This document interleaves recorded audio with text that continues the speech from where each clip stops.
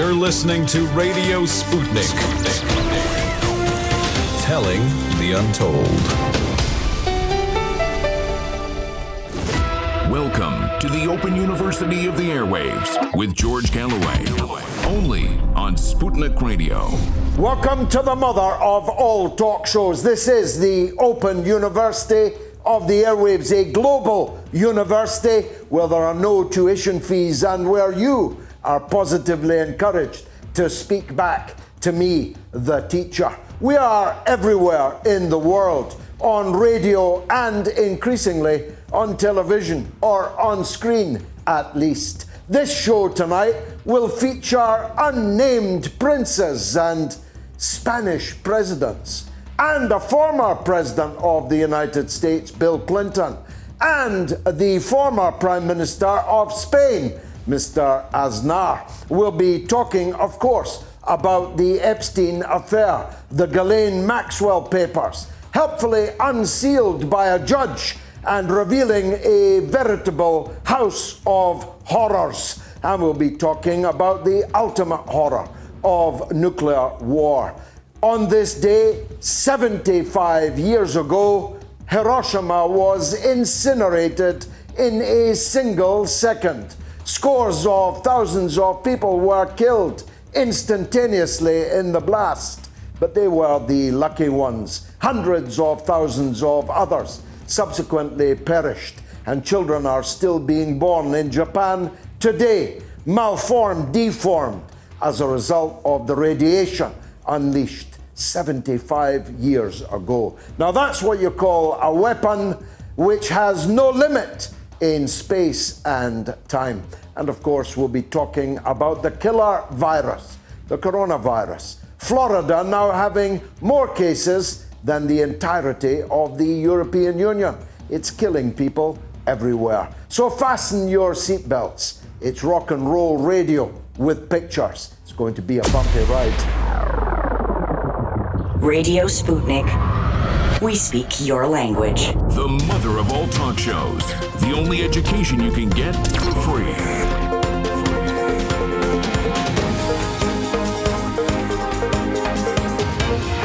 George Galloway. This is Radio Sputnik. And this is London, but of course coming to you all over the world thanks to the wonders of Al Gore's invention, otherwise known as the internet. You can listen to us everywhere on the globe on SputnikNews.com. But you can listen in crystal clarity too on FM in the Washington, D.C. area. That is 105.5. You can listen on 1370 AM from Maryland, coast to coast, from Burning City to Burning City, right across the United States. You can, of course, also watch, as 500,000 people did last week, on Facebook, on Twitter, on YouTube, and on Instagram. At least the opening, the monologue, is streamed live on Instagram for now. Let me just recap where you can get us. You can get us on my Facebook page, on my Twitter, and on my YouTube channel.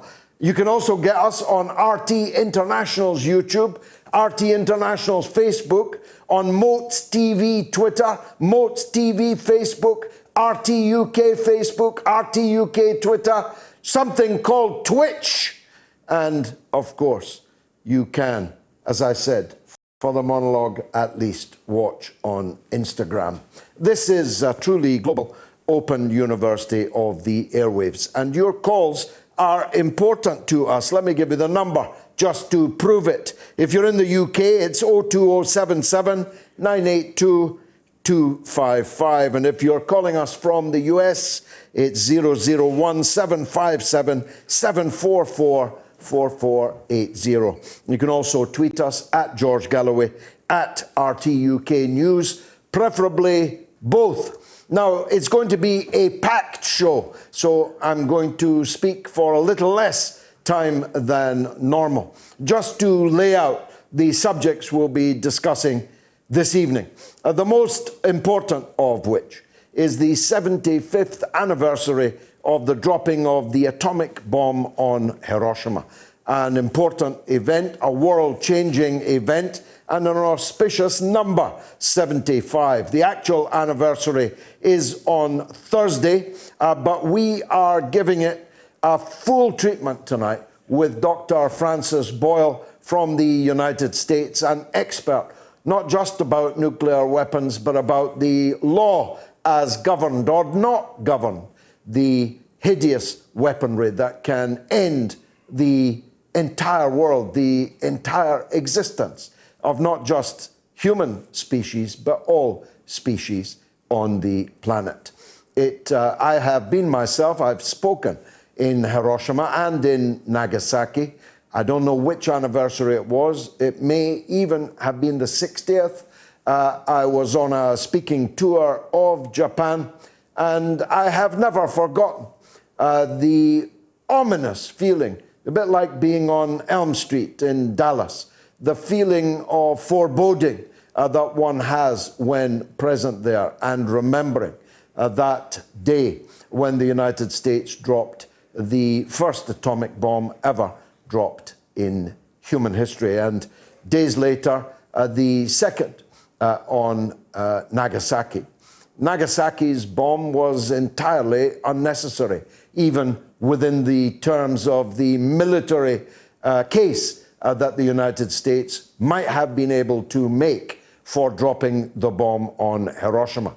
After all, they said they would have had to fight island to island. They would have had to fight their way right up the entirety of Japan, house to house. The Japanese were a fanatical enemy, ready to fight to the death to defend the warmongering emperor, and all of those arguments have at least some military basis for argumentation. But the second one had none, because Japan was already not just on its knees, but flat on its back after the dropping of the first bomb. The dropping of the second bomb had much more to do with what they imagined to be the world war to come. It was dropped to terrify the then Soviet Union with the United States' earth-shattering, earth-changing atomic power. That monopoly on nuclear weapons, of course, didn't last for very long, thanks to people inside the scientific community and inside the British intelligence services, sorry to bring it up, lads, who felt that a nuclear monopoly by one superpower was really not a good idea. It was a profoundly dangerous and unhealthy idea. And so they leaked the US atomic secrets to the Soviet Union, and very quickly, within not that many years, 5 years, 4 years, the Soviet Union had the nuclear bomb also, and a long period of nuclear stalemate kept the peace, as we used to keep being told, for many decades thereafter.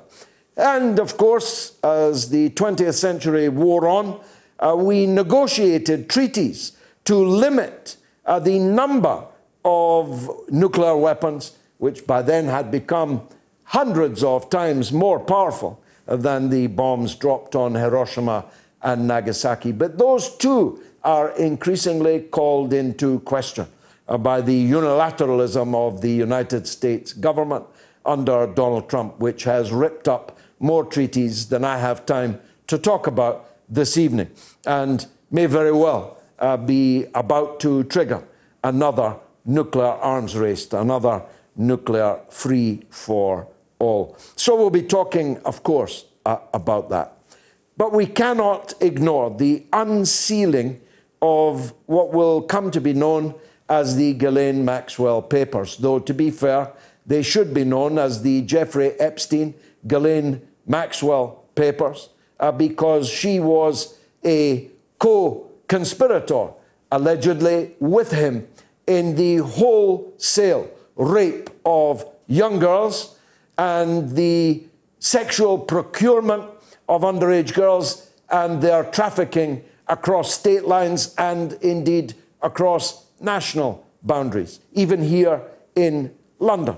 Victoria Giuffre, for example, is alleged in the papers to have been trafficked out of the United States while still a child to London, where she was forced by Jeffrey Epstein, allegedly, with the collaboration of Ghislaine Maxwell, to sleep with a member of the British royal family, which, if true, would mean the crime of rape had been committed, because it is said, it is alleged, that the same prince slept with the same girl in the United States and in the American Virgin Islands. And if that was true, then that prince would be guilty of rape. So it doesn't get much more serious than that, except Prince Andrew is actually a bit player compared to the luminaries who are revealed in these papers to have been almost certainly filmed having illicit, illegal sex with minors, and that information was then used to blackmail them for financial, maybe, or political, maybe, purposes.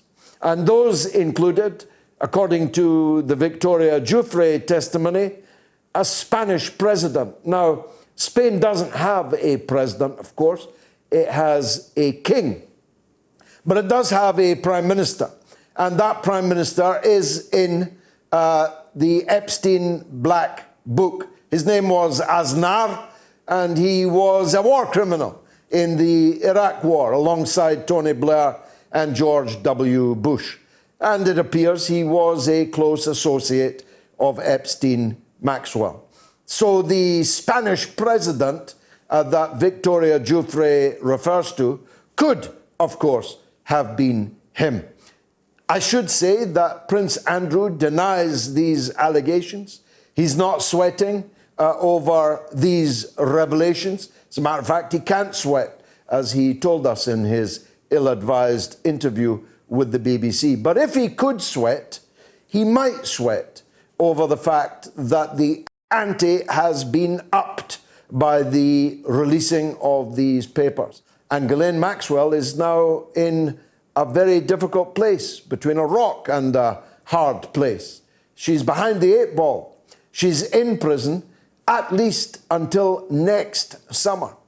And if found guilty of the charges under which she is arraigned, she'll go to prison for between 35 and 40 years. In other words, for the rest of her life. So she has a very powerful incentive to tell the prosecutors what they would like to know. That presupposes that the prosecutors really would like to know it. And that is also an open question. We'll be talking to Garland Nixon, an American broadcaster of note, a journalist and a man who knows the law because, well, he used to be a police officer. He's one of my favorite people in the United States. And we'll be asking him about the impact of the Epstein-Maxwell papers being unsealed.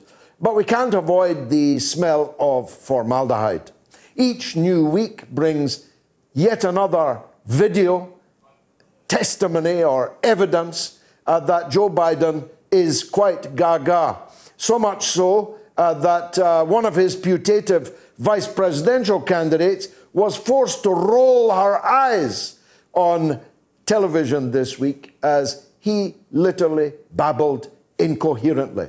He also appeared at a community centre and announced it as quite another community centre, and then said, bizarrely, no, that was the community centre in which I used to work.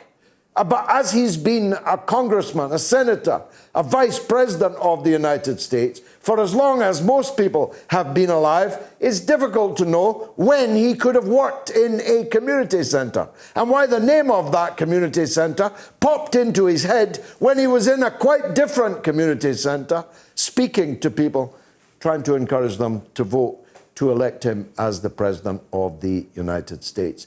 Donald Trump's madness, of course, well charted. I'm reading his niece's biography at the moment. No doubt there's a lot of score settling going on. No doubt there's a lot of money to be made by being the president's niece and writing bad things about him, but my goodness, they are very, very bad things. And if even a quarter, if even a tenth of what his niece has to say in this book is true, then, well, I keep saying it, it's really summing up the current state of the United States empire, that Joe Biden is fighting Donald Trump for the presidency. Now, I mentioned Florida earlier. It now has more coronavirus cases than the entirety of the European Union. In fact, if Florida was a state, it would be one of the most afflicted states on the planet. But Britain's not far behind. And the question is, are we about to get a spike, a so-called second wave, now that everyone, certainly at Brighton, is cheek by jowl on their deck chairs on the beach, and people are more or less willfully disregarding social distancing regulations? Mind you, more than half the people in Britain don't understand what the regulations are, and they can be forgiven for that because they seem to change from week to week. They seem to promise but not deliver. The issue of testing and tracking, tracing, all of these things appear to have been almost abandoned, and billions spent on them in the process of abandonment. And different parts of Britain are now facing different rules and regulations, leading to the situation where people like Nicola Sturgeon, the First Minister in the Scottish Assembly, telling people from Greater Manchester not to come to Scotland. That's the official position of the SNP administration in the Scottish Assembly, but the madmen of the Scottish nationalist Barmy Army have taken the law into their own hands. They are standing on the England-Scotland border, telling practically the only people in the world who might go to Scotland for a holiday, for a staycation, to get the F out of Scotland. And then they took it to the airports and to the central station in Glasgow, where they held up a banner saying England out of Scotland. If it had said Pakistan out of Scotland, or Ireland out of Scotland, or Asians out of Scotland, well, the banner wavers would already be in jail. They'd be on a charge. But you can say what you like in Scotland about England, the place where more than 60% of Scotland's exports go to. It's all boiling up north of the administrative border, and as you can tell, I'm deeply interested in that. Well, enough from me. This is episode 59 of the mother of all talk shows. I'm going to count up, maybe tonight, maybe for next week when we get to 60, how many millions of you have watched and listened to this show in the last 59 weeks. I tell you, it's an eye-opener. Right, after the break, 60 seconds only, it's the one and only Garland Nixon.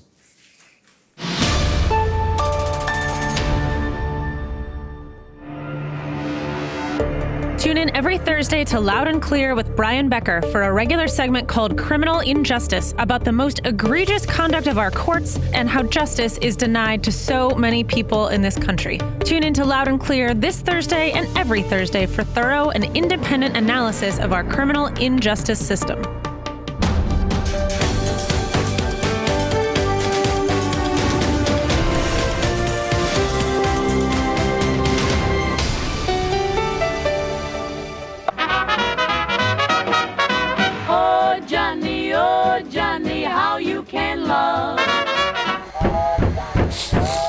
Stop banging on the toilet door, Amber.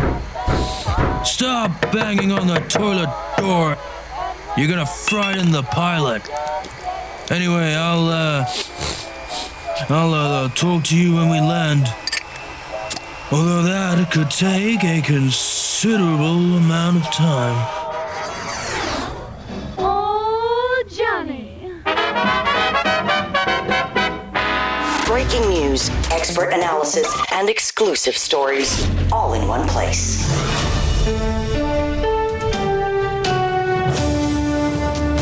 Radio Sputnik, telling the untold.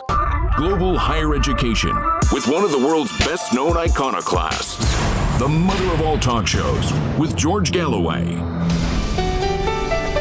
Now, I didn't even get time to touch on the very dodgy honours list announced by Boris Johnson this week. Harold Wilson's infamous lavender list was outdone by Boris Johnson this week, who gave peerages even to members of his own family. Not so much a lavender list as a lavy list, for those of you who understand Scottish. So the first poll is, which of Boris Johnson's family and friends will next get gongs? A, Dominic Cummings.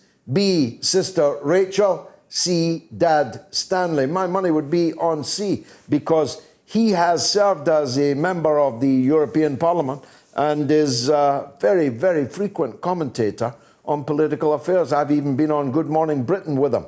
That was the time where he recommended shooting Irish people. I'm not making that up. You can go back and see it. So that's poll number one. Which of Boris Johnson's family and friends will next get gongs? Dominic Cummings, Sister Rachel, Dad Stanley. You can vote now on my Twitter feed. More on that honours list later. Garland Nixon, my old friend, a radio talk show host and political analyst, should be on the line now. I hope so. Garland, thank you very much indeed for joining us again. Let's start with the Epstein Maxwell affair, can we? Because we can smell it from here. Yes, and might I add, I have resurfaced on Radio Sputnik. I'm co-hosting a show called The Critical Hour with Dr. Wilmer Leon, Monday through Friday from 6 to 8 p.m. the Eastern Standard Time. You know, I tell you what I find interesting about the Epstein, the saga, and that is that whenever information comes out, we find out more and more that the United States government was involved in covering it up. Sure, there was a lot of information about particularly Bill Clinton, Prince Andrew, et cetera. But what I find interesting is the dog that didn't bark, what the media doesn't talk about. They'll talk about the kind of People magazine, Globe kind of stuff. But the reality is, once again, we see that 2008, 2011, the FBI, the Justice Department knew what was going on and made assertive efforts to cover it up. And might I also, let me point our listeners, go to my Twitter account at Garland Nixon. I put up an article from NBC, NBC, where they interviewed a guy named Michael Reiter, who was the chief of police for the Palm Beach, Florida Police Department, where he said in 2005 and 2006, the government was intervening to put the fritz on this case. That's what I find interesting, more so than all of the people, that these were state actors supporting this activity. Yes, I mean, it seems to me inescapable. I've made this point before. When you see the efforts made by the state, deep state of the United States to protect this man, to stop his prosecution, and when you see the absolute stellar list of political people who were, for some unexplained reason, completely drawn like bees to a honeypot to this unexceptional man, Jeffrey Epstein, it's quite clear to me, adding one and one, I get two. It's quite obvious that this was an intelligence operation that Epstein was running.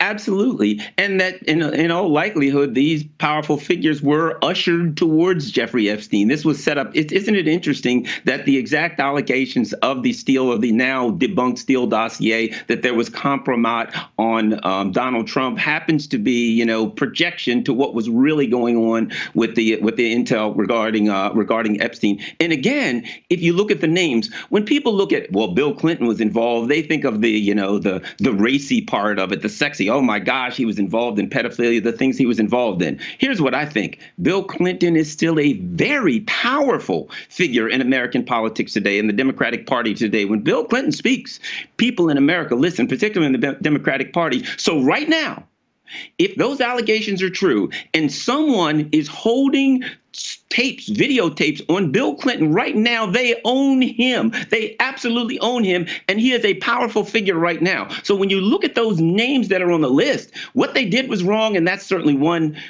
aspect of this. But right now, that means that when you hear Bill Clinton speak, you don't know if it's Bill Clinton speaking, or you don't know if it's the powerful entities behind Jeffrey Epstein saying, Bill Clinton, you better say what we tell you to say, or, hey, I'm just saying, some video could leak to the internet tomorrow. Yeah, I mean, were you surprised at Ghislaine Maxwell's suicide next week?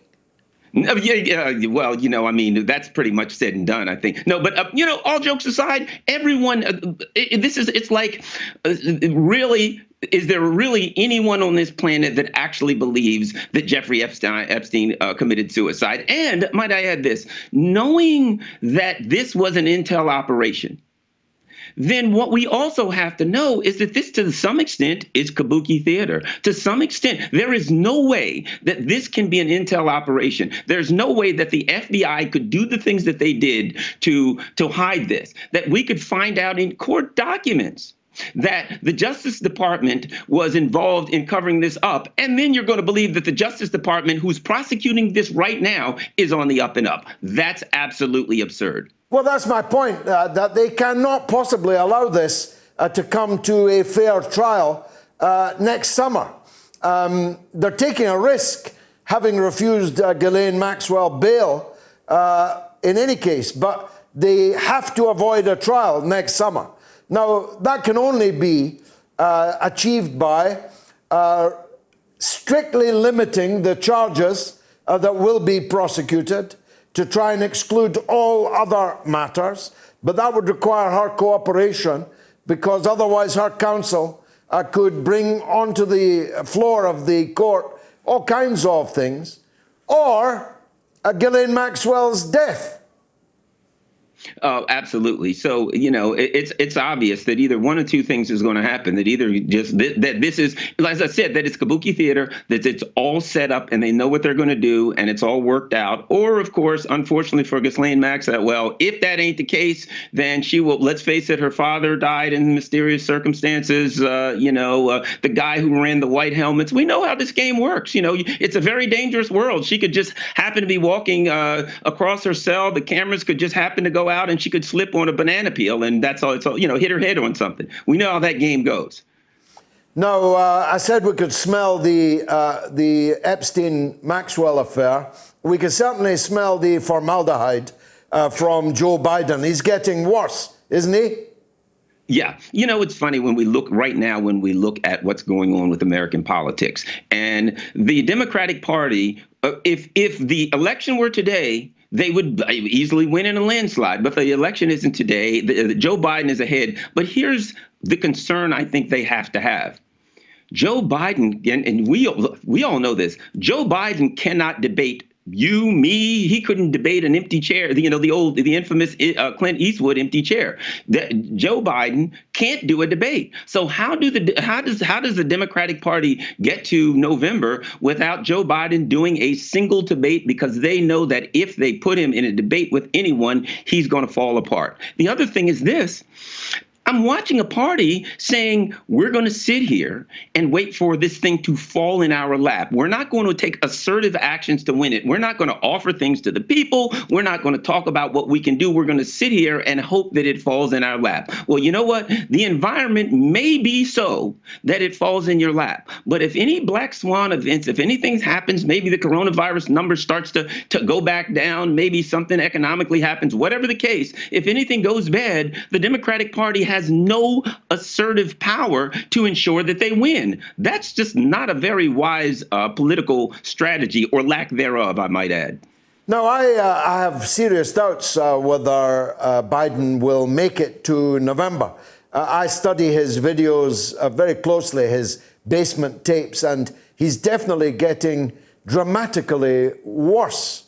But if he does, and if it does fall into their lap, then whoever is his vice presidential pick is bound to come to the top job in the course of the first term, maybe even the first week or month So who is that likely to be, Garland? And what national debate is there about the fact that she may just be on the coattails of Biden? I say she because it's guaranteed to be a woman, but she's going to be the president very quickly indeed. Well, this is what's portrayed by the neoliberals, what's portrayed by the globalists as diversity is nothing but tokenism. So I suspect Kamala Harris, I suspect that, they will find their neoliberal globalist conduit and say, well, guess what? At least this neoliberal globalist conduit for power has a little bit of color, has a little bit of melanin in her skin. And I think what she doesn't have any background on foreign policy, on domestic policy in a broad sense, which is exactly what the powerful people want. I think Joe Biden really fits the bill for the people who really run this thing. They would probably prefer a person that really doesn't know what's going on very well right now, and that would just get out of the way and allow them to do what they do now, write the bills and hand them to the people in the Senate, hand them to the people, or have their lobbyists write them, hand them to the people. And what we would see with a Biden president, if to some extent you could argue we're already seeing it with the Trump president, but what we would see is simply a very thin line between the people who actually make the decisions and how and where the decisions are made. They just want somebody that's going to sit in the chair. This is the way I always put it. When I was a kid, and you may remember this, in America we had these little plastic steering wheel things that the kids could pretend that they were driving while dad was driving the truck. Sure. They want somebody that's going to sit there with the plastic steering wheel so they can drive the truck. Very good image, that one. So if it's Kamala Harris and we get President Kamala Harris with no credentials, I mean, she's a lawyer and she's been a prosecutor, but she has never said or done anything on the economy, never said or done anything on foreign affairs. What would be the hallmark of such a presidency? A Harris presidency.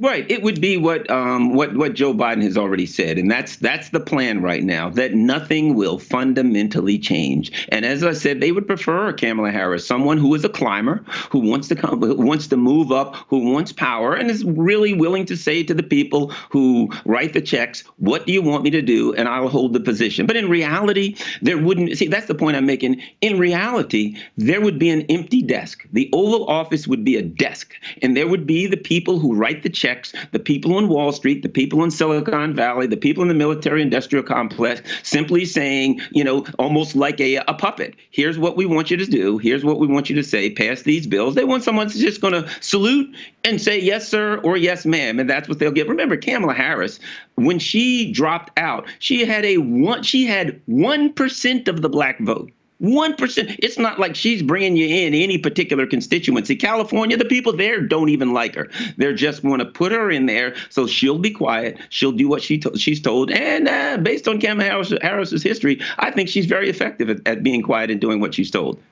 Now, what about our colleague, Governor Jesse Ventura? I thought he was out of the picture, but as I'm coming into work this evening, I read that maybe he's back in.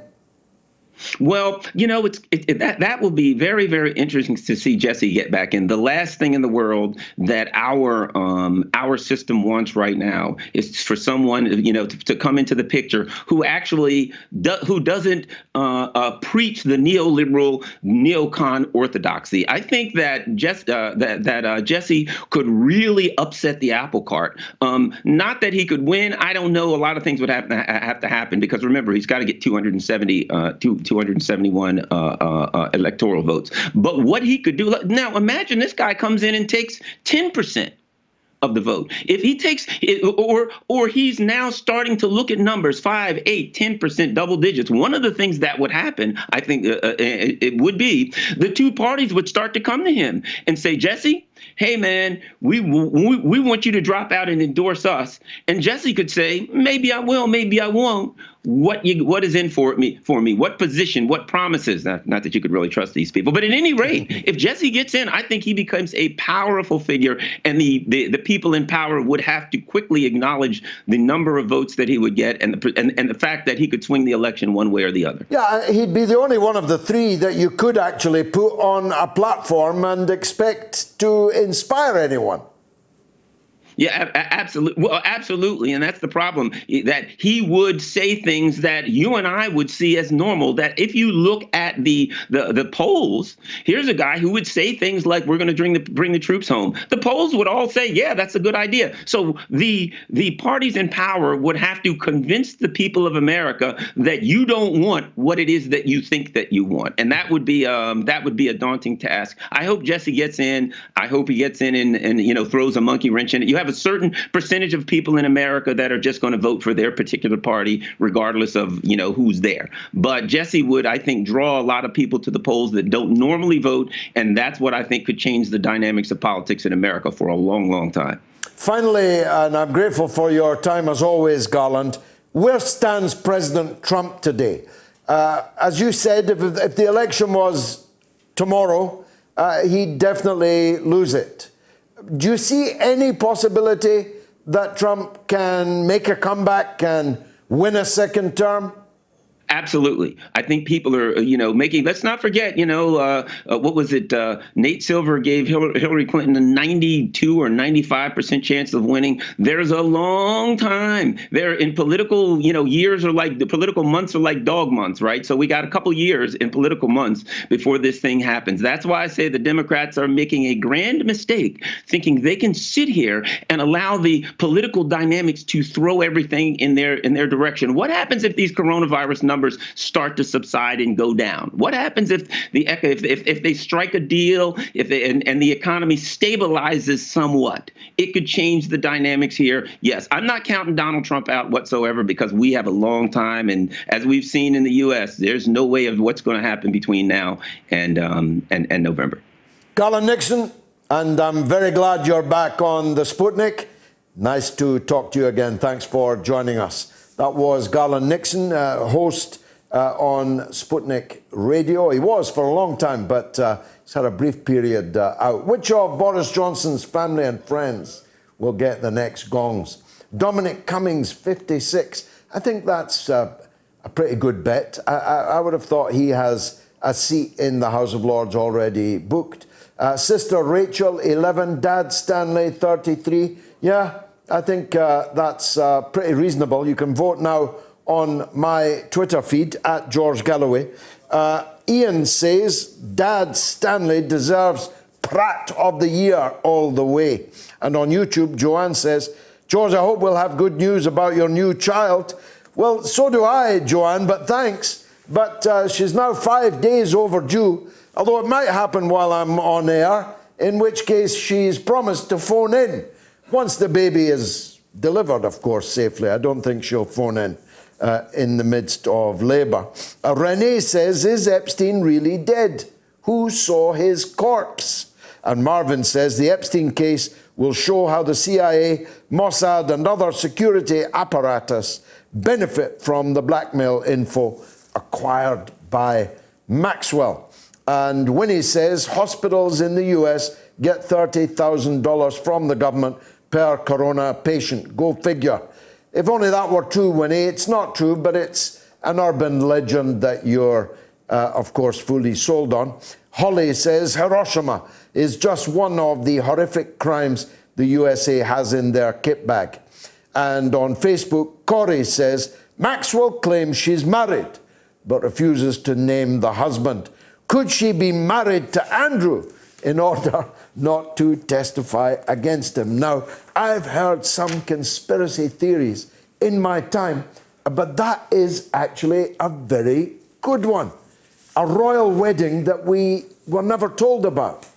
He's free, she's free, they could marry.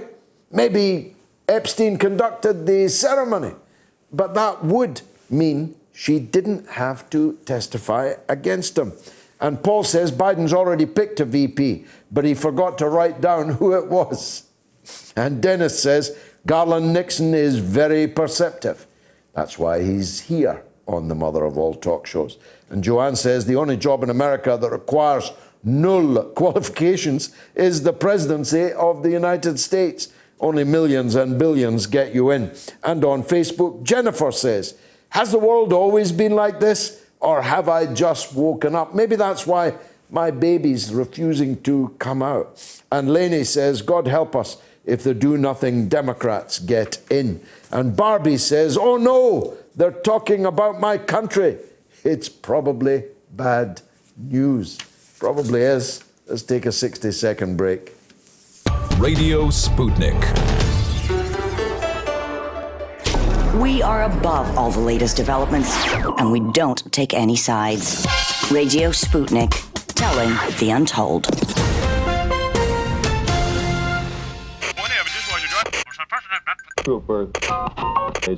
From the makers of Where's the WMDs? Who killed Epstein and pinned the blame on the Democratic donkey? Comes the brand new game, Where's Biden Hiding? Play the tapes. Figure out what the hell he's trying to say. It is me, Joe Biden. Try and find Where's Biden Hiding? Where's Biden hiding? We can't find him. This product is fictional and is not available in your local burn-down store. But seriously, if anyone finds him, please let us know. You're listening to Radio Sputnik.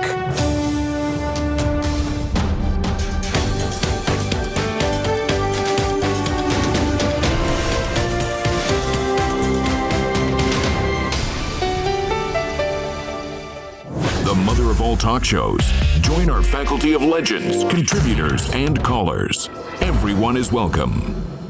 No shot this week because my wife, who does the filming, didn't feel up to it. So let's go straight to the calls. Let me give you the number again. If you're in the UK, it's 020-77982-255. If you're in the US, it's 001-757-744-4480. Eve is in Idaho. Always like a visit to Idaho. Go ahead, Eve.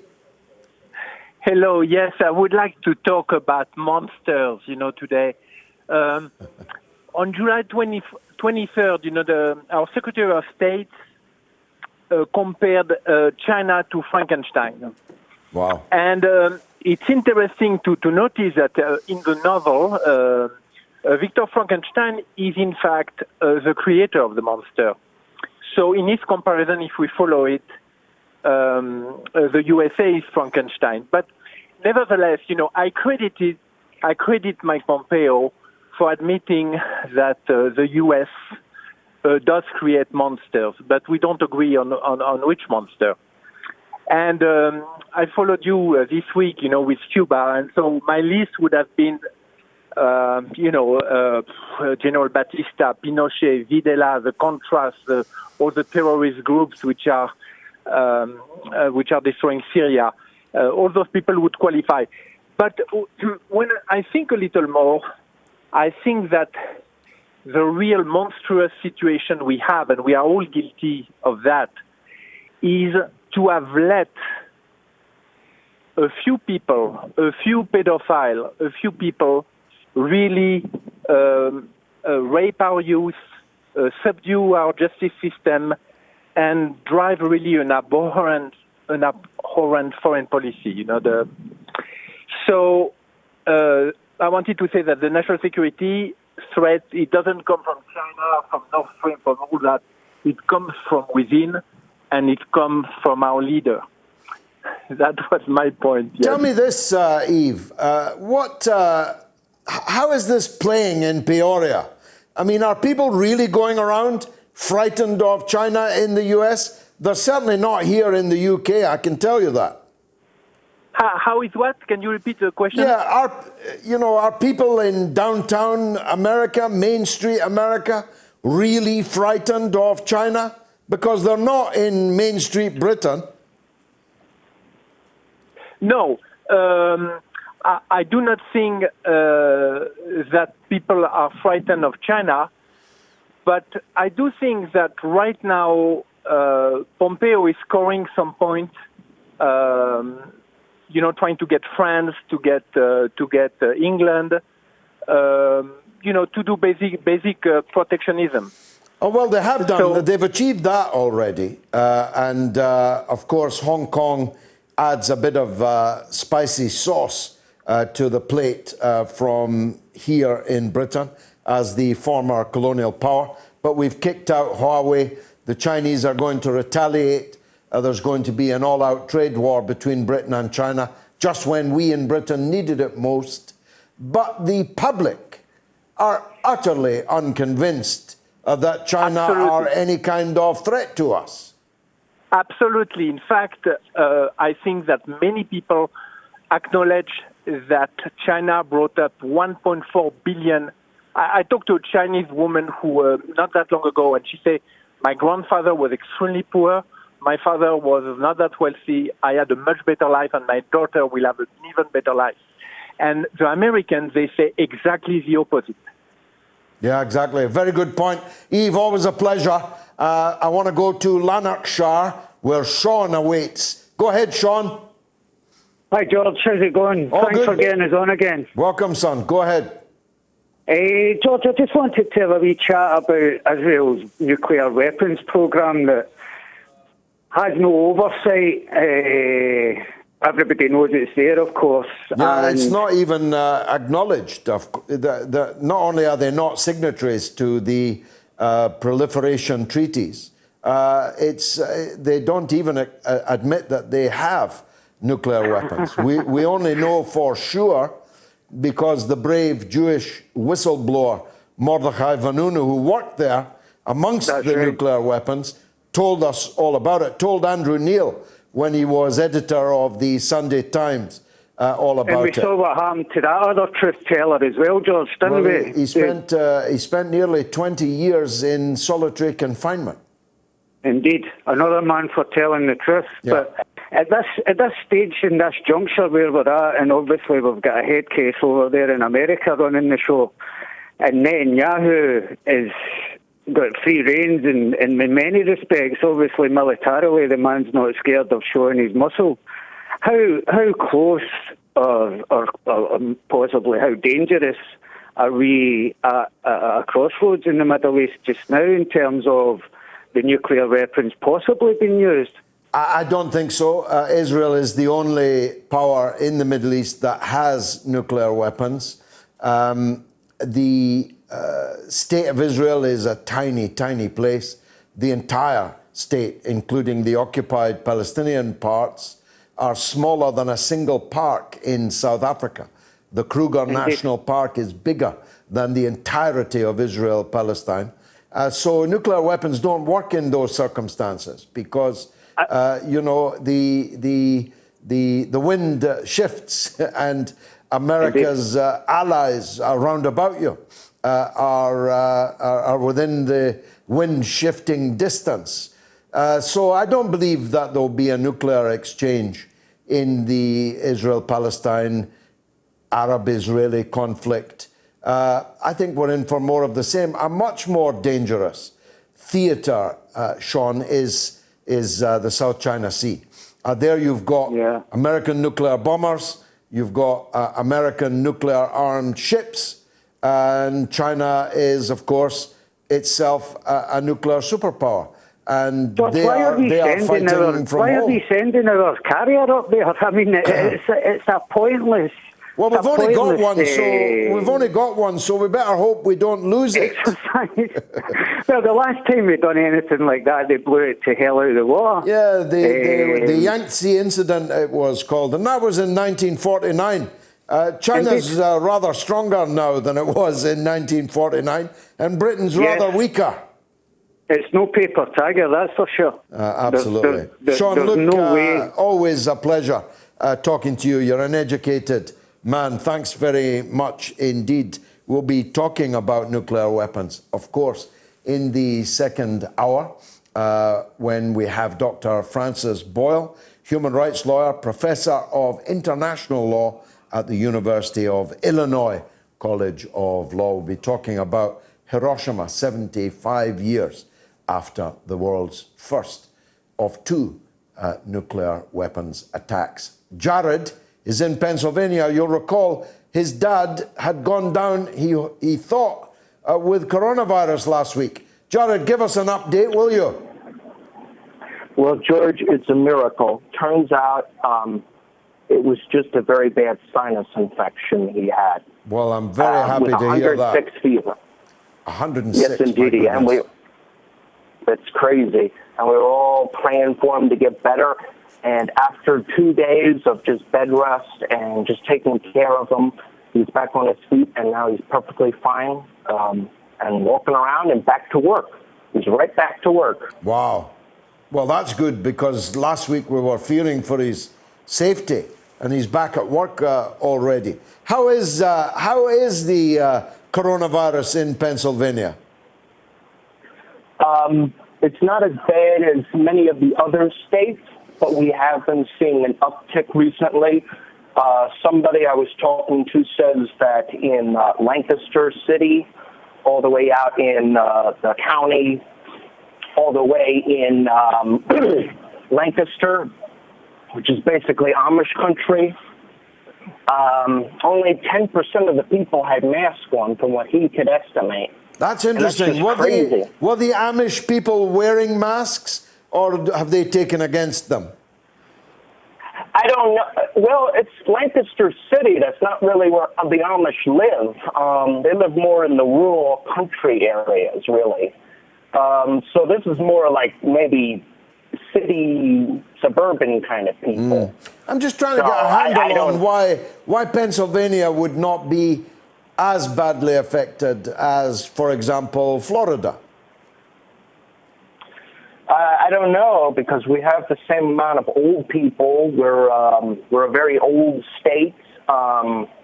We used to be a very industrialized union state until they shipped all the jobs overseas. Now we got nothing, pretty much. Yeah, but you couldn't get an older population than Florida, could you?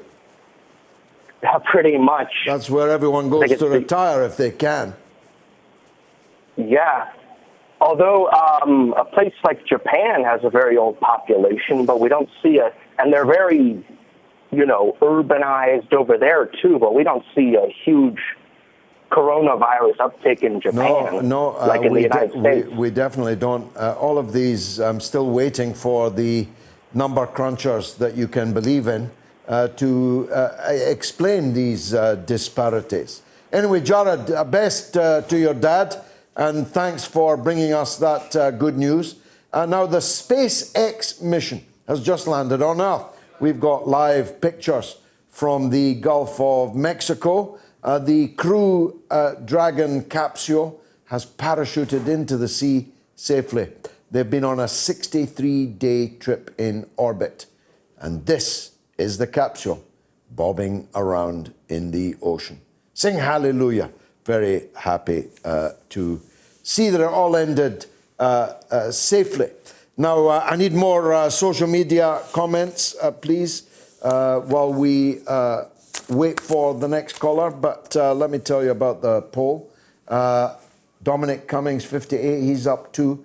He's red hot. I mean, we shouldn't have had him in the... I mean, there's no man in Britain who is more certain to end up in the House of Lords than Dominic Cummings, 58%. Sister Rachel, she's trailing badly, 11%. Dad Stanley is on 31%. Essentially, because the phone system has crashed briefly, let me tell people who are not in the UK what the House of Lords is. It's very difficult to define, but it's easy to recognise. It is an upper chamber, entirely unelected, that was once stuffed with the putrefying living corpses of the British aristocracy, but is now stuffed with something far, far smellier. It is stuffed with donors to the political parties, flatmates of the political leadership at any particular time in the country, former lovers, former spouses of the political leaders. In the case now of Boris Johnson, his own brother, who resigned from Johnson's government in protest at the way his brother was doing things, but has come back to government for the rest of his life without ever having to face election again. They get £450, so well over $500 per day. Per day, all they have to do is show up. They get subsidized food, subsidized alcohol. It's a very convivial terrace overlooking the River Thames. I got married on it, actually, 8 years ago this summer, coming up for exactly 8 years ago. It is a very nice place to work with deep red carpets and deep red leather upholstery. And nobody does any kind of quality control. We've had members of the House of Lords having hookers sniff cocaine off their torsos. We've had hookers themselves in the House of Lords, and I mean male as well as female. We've had crooks, literally criminals, who've gone to prison and then come out of prison and went back into the House of Lords.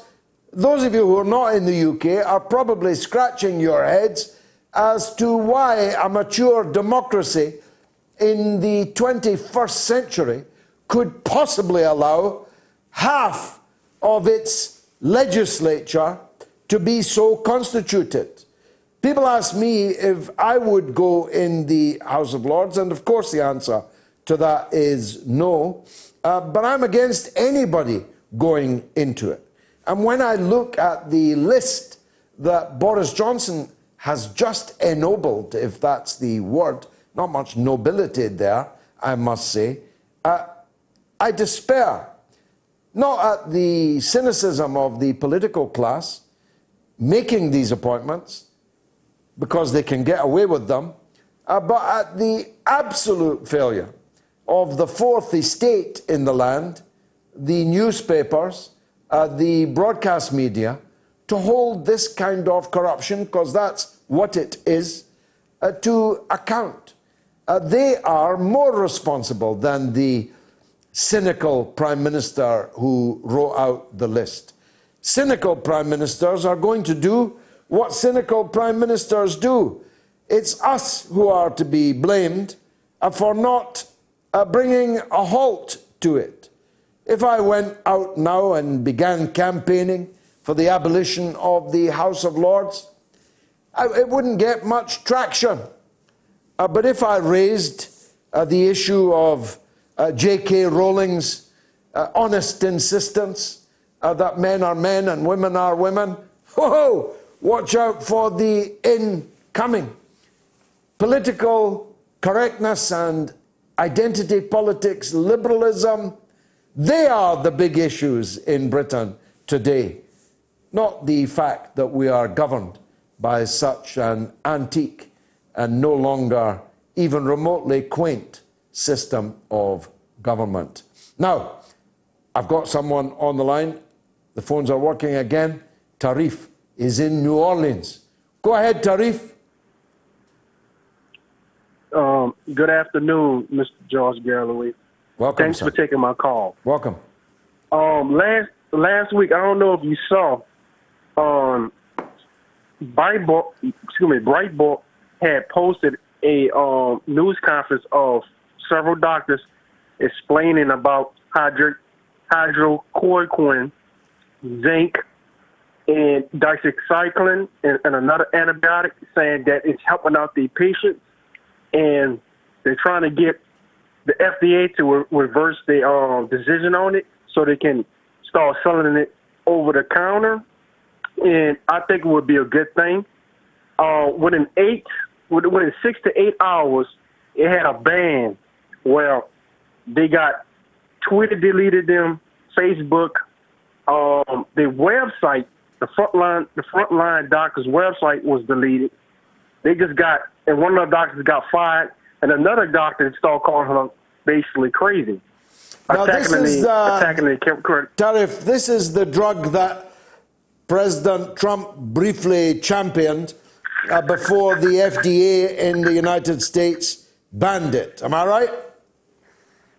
Yes, sir. Yeah, he championed. He was the one to put it out there in the United States. But you had somebody else in France was one of the first ones to say, "Hey, this drug worked." His name was Dr. Didier Raoult, one of the most known virologists in the world. I think he's a virologist, and he's been running critical trials in France. He worked with Macron and he worked with other people by giving them his recipe. We have another doctor by the name of Zelenko.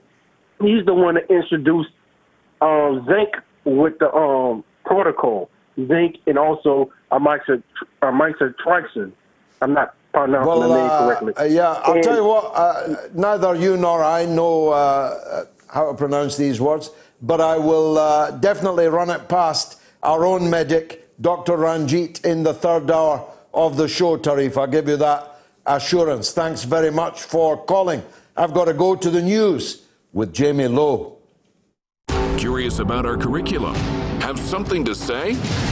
Then call us now to join the debate on the mother of all talk shows with George Galloway. Tune in every Tuesday to Loud and Clear for a regular segment called False Prophets, a weekly look at Wall Street and corporate capitalism, where we talk about the big economic issues of the week from the point of view of working people, the poor, and the U.S. position in the global economy. Join us this Tuesday and every Tuesday with financial policy analyst Daniel Sankey right here on Radio Sputnik. It's time to double down with Max and Stacy. Yeah, double down. We're talking markets, finance, business, economics, ka-ching, bling, just about everything money related on Sputnik. It's called Double Down. We're asking, are dead cats bouncing or have fundamentals changed? That's this week on Double Down.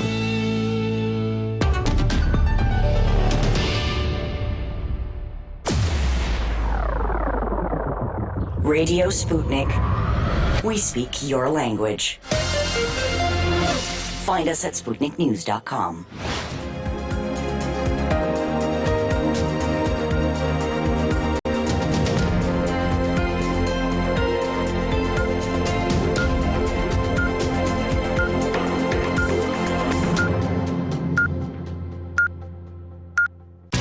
Radio Sputnik News. A state of disaster has been declared in the Australian state of Victoria and a curfew imposed on the city of Melbourne after a second coronavirus spike. The measures come after 671 new cases were detected in Victoria in the last 24 hours, including 7 deaths. In Melbourne, an evening curfew is enforced from 8 p.m. to 5 a.m. and those living in the city will be only allowed to shop and exercise within 3 miles of their home. And exercise is to be limited to just 1 hour per day. India has also recorded more than 50,000 new cases of the virus for a third consecutive day, while Iran says it's recorded 2,685 new cases in the past 24 hours, marking its biggest single-day count in nearly a month. More than 500,000 cases have now been confirmed in South Africa, the country's health minister says. And worldwide, more than 17 million cases and 685,000 deaths have been recorded. Florida, which has been ravaged by the virus, is preparing for a tropical storm, Isaias, which is expected to hit the US state later on Sunday.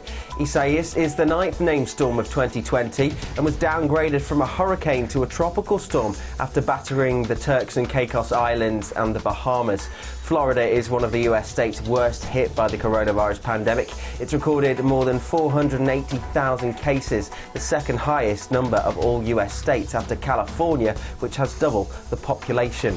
Testing centres are being temporarily shut, and there are fears that the hurricane could hit nursing homes already badly affected by the COVID-19 virus. A cluster of 13 coronavirus cases has been linked to a bar in the Scottish city of Aberdeen. The patients tested positive for COVID-19 after visiting the Adam Lounge and Hawthorne Bar on the 26th of July, NHS Grampian said. Authorities are investigating and say they cannot rule out the possibility of finding more cases linked to the cluster.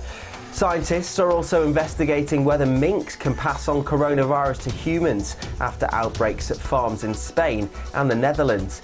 It's thought that the outbreak started with infected workers on the mink farms passing the virus on to the small animals. Scientists believe it's plausible that the minks then passed it back to the staff and are exploring how much of a danger the animals pose. Russia says it will roll out a coronavirus vaccine in October, but no details have been given about what would be the first such program anywhere in the world. Foreign news agencies quoted Mikhail Murashko, the health minister for Russia, saying that research facility the Gamaleya Institute had completed clinical trials of the vaccine and paperwork is being prepared to register it. Doctors and teachers would be vaccinated first before wider injections are rolled out to other Russians in October. A senior British Conservative MP has been released on bail after being arrested on suspicion of rape, but will continue sitting in Parliament. Newspapers are reporting that allegations against the former minister had been made by an ex-parliamentary employee. The Metropolitan Police said the allegations related to 4 separate incidents claimed to have taken place between July 2019 and January 2020. The Conservative Party called the allegations serious, but it said the MP would not have the party whip withdrawn while the police investigation continued, meaning he can continue to sit in the House of Commons as a Conservative. Labour said this decision was shocking and sent a terrible message from Westminster. Official figures from Brazil have shown a big increase in the number of fires in the Amazon region in July compared with the same month last year. Satellite images compiled by Brazil's National Space Agency revealed there were 6,803 fires, a rise of 28%. President Jair Bolsonaro has encouraged agricultural and mining activities in the Amazon, but under pressure from international investors in early July, his government banned starting fires in the region. The latest figures raise concerns about a repeat of the huge wildfires that shocked the world in August and September of last year. A possible sale of Chinese-owned TikTok's US operations to Microsoft is reportedly on hold after Donald Trump vowed to ban the video-sharing app. Sale was thought close to agreement, but was put in doubt after the US president's warning on Friday. The Wall Street Journal said Microsoft had now paused talks despite TikTok owner ByteDance making last-ditch efforts to win White House support. It comes amid criticism of Trump's threat as an attack on free speech. The popularity of the short-form video app has soared, with TikTok thought to have about 500 million active users worldwide and about 80 million just in the US, with a huge proportion of these in their teens or early 20s. But some US politicians are worried the app poses a risk to national security because it could be used to collect Americans' personal data. Regulators have also raised their own safety concerns. Late on Friday, Trump told reporters aboard Air Force One, as far as TikTok is concerned, we're banning them from the United States. And finally, Egypt has invited billionaire Elon Musk to visit the country and see for himself that its famous pyramids were not built by aliens. The SpaceX boss had tweeted what appeared to be support for conspiracy theorists who say aliens were involved in the colossal construction effort, but Egypt's international cooperation minister does not want them taking any of the credit, and she says seeing the tombs of the pyramid builders would be the proof. The tombs discovered in the 1990s are definitive evidence, experts say, that the magnificent structures were indeed built by ancient Egyptians. On Friday, the tech tycoon tweeted, "Aliens built the pyramids of," which was retweeted more than 84,000 times. And that's the latest here on Sputnik News. I'm Jamie Lowe.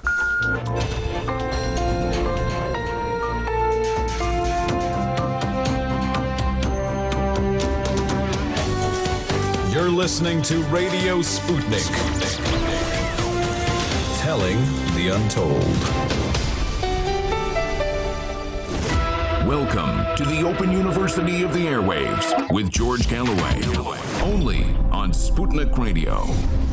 Well, I'm not a fan of that Elon Musk, far from it actually, but I'm obviously glad that his spaceship has landed back. Have we got any further and better particulars? There it is. So what, there's people in there? Wow. And did they pay for the privilege of going up through the through the Earth's atmosphere in there? My goodness, how extraordinary. SpaceX splashdown. So they were at the International Space Station They were guests there of the Russians, actually. It's all very odd, isn't it? The level of hatred against Russia in the United States. And yet, these two guests were not even charged bed and breakfast for their time on the International Space Station. Maybe get some more on that later. Mick asks on YouTube, I hope they socially distanced on the SpaceX. And Marvin says, take the dollars out of US politics and politics in other countries. And then maybe politicians will finally work for the people. Basil says, Boris has become really boring and robotic since his dance with death. And Ocean Drive says, the Conservatives represent the corrupt super rich, and Labour represent the corrupt super rich. Jeff says, I'm sick and tired of hearing about the destructive force of the atomic bomb. Are you, Jeff? And its long-term negative effects on Hiroshima and Nagasaki. On the contrary, as a result of subsequent United States intervention in the country, Japan became the envy of the industrial world as it openly embraced capitalist values. I personally hope that the US remains in Iraq and Afghanistan forever and creates similar miracles. Do you, Jeff? I haven't seen much progress in the almost 20 years that you have been there, but it's a point of view. And on Facebook, Asif says, GG, the champion of the oppressed and destitute people of the world. A true Scot. Thank you, Asif, indeed, for that. Now, Dr. Francis Boyle is an eminent human rights lawyer, professor of international law, and he knows plenty about the law which relates to the use or threat of use of nuclear weapons. He actually drafted the US domestic implementing legislation for the Biological Weapons Convention, known as the Biological Weapons Anti-Terrorism Act of 1989, that was approved unanimously by both houses of the US Congress and signed into law by President Bush the First. He's written about the criminality of the bombings of Hiroshima and Nagasaki in his book, The Criminality of Nuclear Deterrence. I think we should talk to him, don't you? Dr. Boyle, thank you very much for joining us. It's an auspicious occasion, 75 years since the double attack, really. Hiroshima was first, Nagasaki thereafter. What do you say to those that would argue that the first bomb, at least, was militarily justifiable when balanced against the huge loss of life amongst US service personnel that might have been expected if Japan had had to be invaded?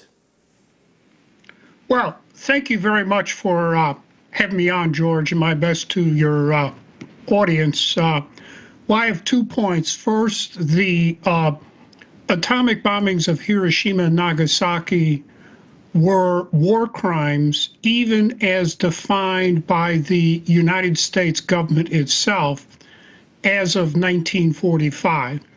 And second, the Japanese were desperately trying to surrender on condition that their Emperor Hirohito be not tried as a war criminal. So this was well known to President Truman before he made the decision to drop the bombs. After the 2 bombs were dropped, he then said, well, okay, we'll accept the Japanese surrender and they can keep their emperor and we won't put him on trial as a war criminal.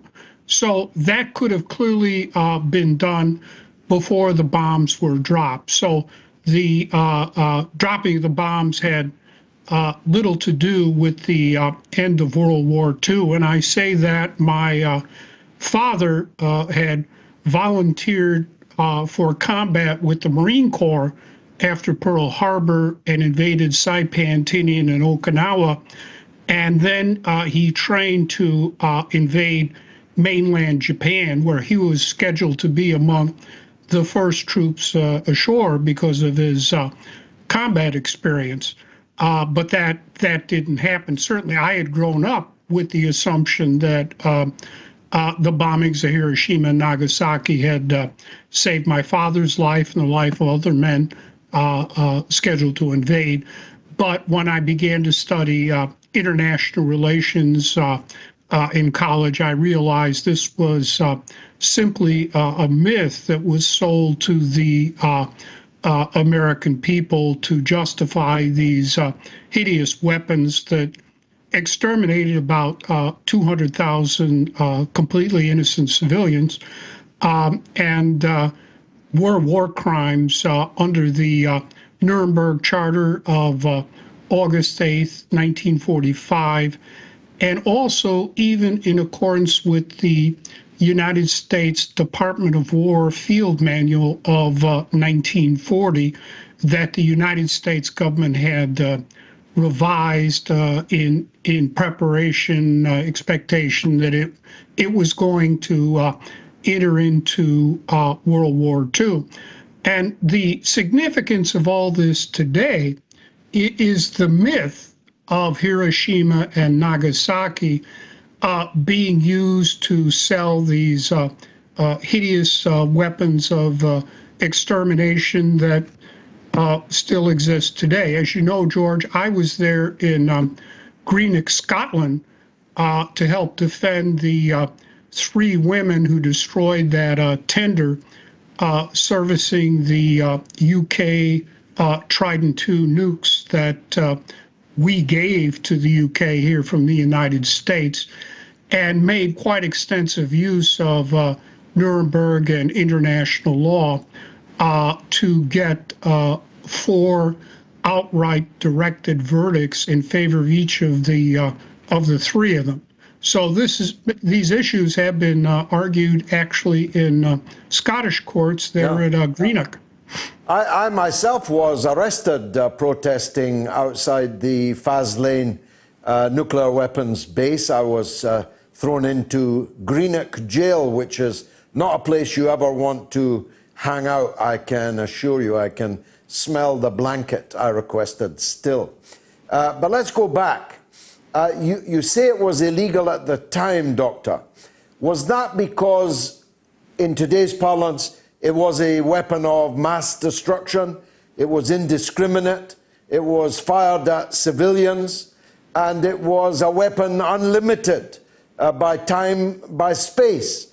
It would continue to kill many years, decades later, and of course when the wind blew, it automatically took the death on the wind. Well, George, the most important point to keep in mind here is this. The first bomb was dropped August 6, 1945. As I said, it was completely unnecessary. On August 8, 1945, the 5 victorious powers of the Second World War in Europe signed the London Agreement there in London on August 8th, 2 days after the bombing of Hiroshima, in which it said quite clearly that a Nuremberg war crime is, quote, the wanton destruction of cities, towns, or villages, unquote. Let me repeat that. A Nuremberg war crime, this is Article 6, Paragraph B of the Nuremberg Charter, says the wanton destruction of cities, towns, or villages is a Nuremberg war crime, like what the Nazis did. And we prosecuted Nazis for that. So that was August 8th, 2 days after destroying Hiroshima. And the very next day, they bombed Nagasaki, another wanton destruction of a city. So even in accordance with their own law at the time, and the United States government drafted the Nuremberg Charter. If you're interested, there's a book by Persico called Nuremberg explaining this. Even in accordance with their own law, This was a Nuremberg war crime, exactly like what we tried the Nazis for at Nuremberg. Indeed, General Curtis LeMay, who was in charge of this, and Bob McNamara, who was on his staff at the time, later Secretary of Defense, basically said if we had lost the war, we would have been tried for war crimes. Indeed, it is interesting if you read the Tokyo Charter, that was not an international agreement, but was simply imposed by the United States itself under its authority as a belligerent occupant under the laws of war to prosecute the Japanese war criminals. The Tokyo Charter borrowed almost lock, stock, and barrel from the Nuremberg Charter, except it eliminated the language wanton destruction of cities, towns, or villages. Because obviously then people would have asked, well, how can you prosecute Japanese war criminals for the wanton destruction of cities, towns, and villages after you blew up Hiroshima and Nagasaki? Yeah. So this is the case of the dog that didn't bark there, George. And in his dissenting opinion to the Tokyo judgment, and I have all this authority in my book, Criminality of Nuclear Deterrence, with footnotes, Judge Powell from India said quite clearly that the Japanese defendants had nothing to their discredit along the lines of the bombings of Hiroshima and Nagasaki, which were Nazi acts. And again, if you read the Nuremberg Charter, the bombings of Hiroshima and Nagasaki were clearly Nazi acts. I also go through chapter and verse U.S. War Department 2710 of 1940. The United States government was contemplating getting into the Second World War, and its war manual on the laws of war went back to the First World War, and so they revised the entire manual and in there incorporated rules on aerial warfare that basically went back to the Hague draft rules of aerial warfare in the mid to late 1920s and put it right in there as binding on United States armed forces for aerial warfare during World War II. And that manual was then updated. I believe it was in the fall of 1944 in contemplation of war crimes prosecutions. So I won't go through all the provisions here of U.S. War Department Field Manual 2710 of 1940, but it's all there in my book, and I go through all of them, and it's quite clear these were war crimes. Fantastic book. Dr. Francis Boyle, author, amongst many other fine works, of Criminality of Nuclear Deterrence. Thank you for joining us on the mother of all talk shows. Let's take a quick break.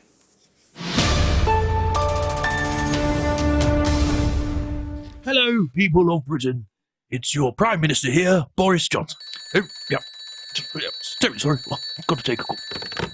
Yo, Dominic! No, I'm not busy. What's up? Oh, what do you mean you're in Durham? Well, you shouldn't be up there. You should be in bloody London, for God's sake. Get yourself back to work, man. And you're sure you weren't spotted? With your eyesight? Well, if you wanted a castle, man, you should have just said I could have got you one. Just get yourself back to work. Yep. I love you too. Okay, bye. Well, hope nobody heard that. Now, you're listening to the mother of all talk shows with George Galloway, where there are no tuition fees. We'll see about that, George. Radio Sputnik. The mother of all talk shows with George Galloway. The world is our classroom, and you're welcome to sit in and join the seminar. He's good, that fellow, I must say. Here's the numbers. UK number 02077 982 255 and the US number 001 757 744 4480. Get your calls in now. Thanks, lots of social media commentary coming in, but let me deal with the week that was. It's dated August 2nd, but of course it deals with the important events that occurred on the 2 or 3 days on either side of this date. And these events helped make the world what it is today, for good or ill. This was the week, on this day, in fact, in 1776, that the US Declaration of Independence was signed. How did that work out? 14 years later, in 1790, the first US census was conducted. The population was recorded as 3,939,214, including 697,624 slaves. That is, by my quick calculation, about a fifth of the population of the United States of America at that time. And on this day in 1961, it was the Beatles' first gig as the house band at Liverpool's Cavern Club. In 1990, again on this very day, Iraq invaded Kuwait. More than 100,000 Iraqi soldiers, backed up by 700 tanks, invaded the neighboring Gulf state in the early hours. This was to lead in January to the coalition forces launching the war on Iraq, called Operation Desert Storm, in what would be the longest airstrike in the history of aerial warfare, and a catastrophe for the world, but particularly the people of Iraq. On the 3rd of August in 1914, Germany invaded Belgium and declared war on France, beginning World War I. On the same day in 1934, Adolf Hitler merged the office of German Chancellor and President, declaring himself Führer, or leader. And on the 4th of August in 1956, Elvis Presley released Hound Dog and truly launched rock and roll. In 1964, the bodies of 3 civil rights workers missing for 6 weeks were found buried in a partially constructed dam near Philadelphia, Mississippi. A film based on the FBI investigation in 1988 called Mississippi Burning, directed by the late Alan Parker, who died this week. Alan Parker, for a man from Islington in London, captured the atmosphere of the deep south of the United States in that magnificent film, one of the greatest films ever made, just perfectly. He also made Midnight Express, which seemed to capture, to me at least, might have been a little bit unfair, but it seemed to me at the time to capture the atmosphere of fascist junta Turkey when it was released. And for a man from North London, he seemed to have extraordinary empathy with and feel for the prevailing atmosphere in both those countries. He also made Bugsy Malone, which still repays viewing today. An absolutely fantastic piece of work. Alan Parker, R.I.P. A day later, on the 5th of August, in 1962, screen icon Marilyn Monroe was found dead in bed at her Los Angeles home. The 36-year-old, my goodness, 36-year-old actress's body was discovered in the early hours of the morning by 2 doctors who were called to her Brentwood home by a concerned housekeeper. A few other housekeepers had got there in the hours before that, just to make sure that there was nothing left to find. On the 6th of August 1945, 75 years ago, the first atomic bomb was dropped on Hiroshima by the US B-29 superfortress Enola Gay. And in 1991, Tim Berners-Lee released files describing his idea for the World Wide Web and put up their first website, debuting the web as a publicly available service on the internet. Here was me thinking Al Gore invented it. It was on the 8th of August in 1974, Tricky Dicky, US President Richard Nixon, announced he would resign at 12 p.m. the next day, and he did. Watergate did for him. The 8th of August was also the day that Prince Andrew announced the birth of his first child with Fergie, the Duchess. The girl was called Beatrice, and on the 10th of March 2001, she was his alibi in denying that he raped the underage Virginia Roberts in the home of Ghislaine Maxwell. He had taken Beatrice to the now famous Pizza Express in Woking, he said, to a large measure of disbelief. More unsealed files may be released this week in the US, and we'll see if there's more details about His Royal Highness in them. This one will run and run, as they say. Now, some social media commentary. Jazz says, are Germany and the UK right in protesting against face masks? Well, there are some protesters, of course, but Germany and the UK are not protesting them. Most people are wearing face masks, even if it will not guarantee that anyone will not get the coronavirus.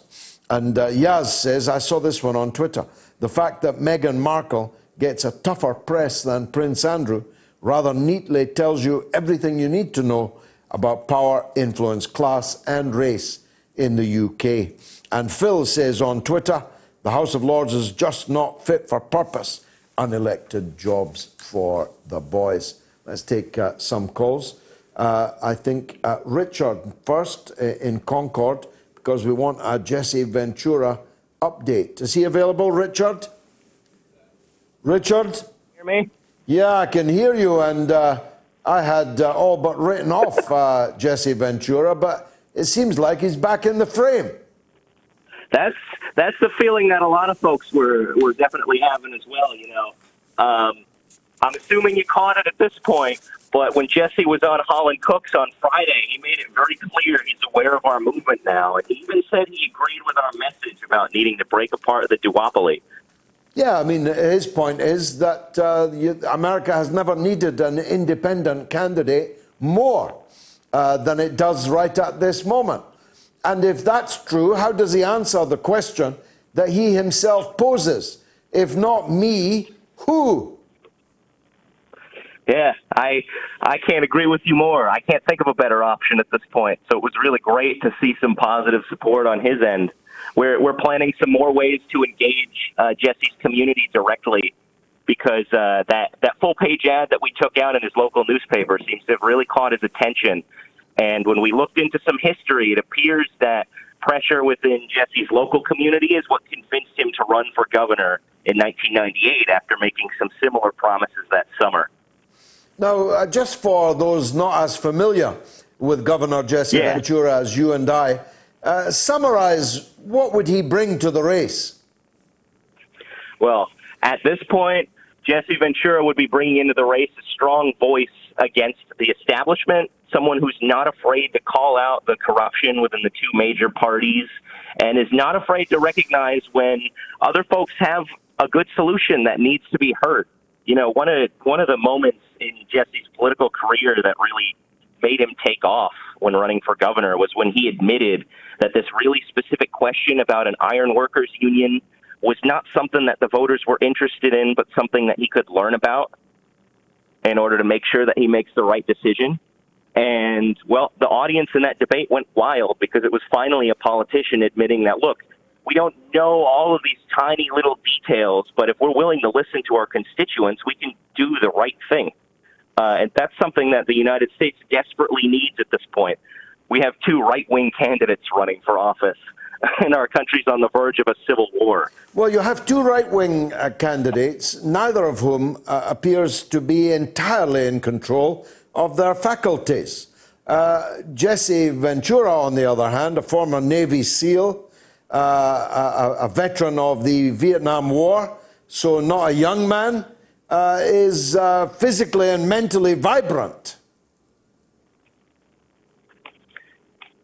Yeah, he's got the platform that matches too. You know, he's kept up with the times. It seems like Joe Biden's campaigning like we're in the 1980s. Jesse Ventura is more than willing to recognize when things need to change, and we're hungry for it.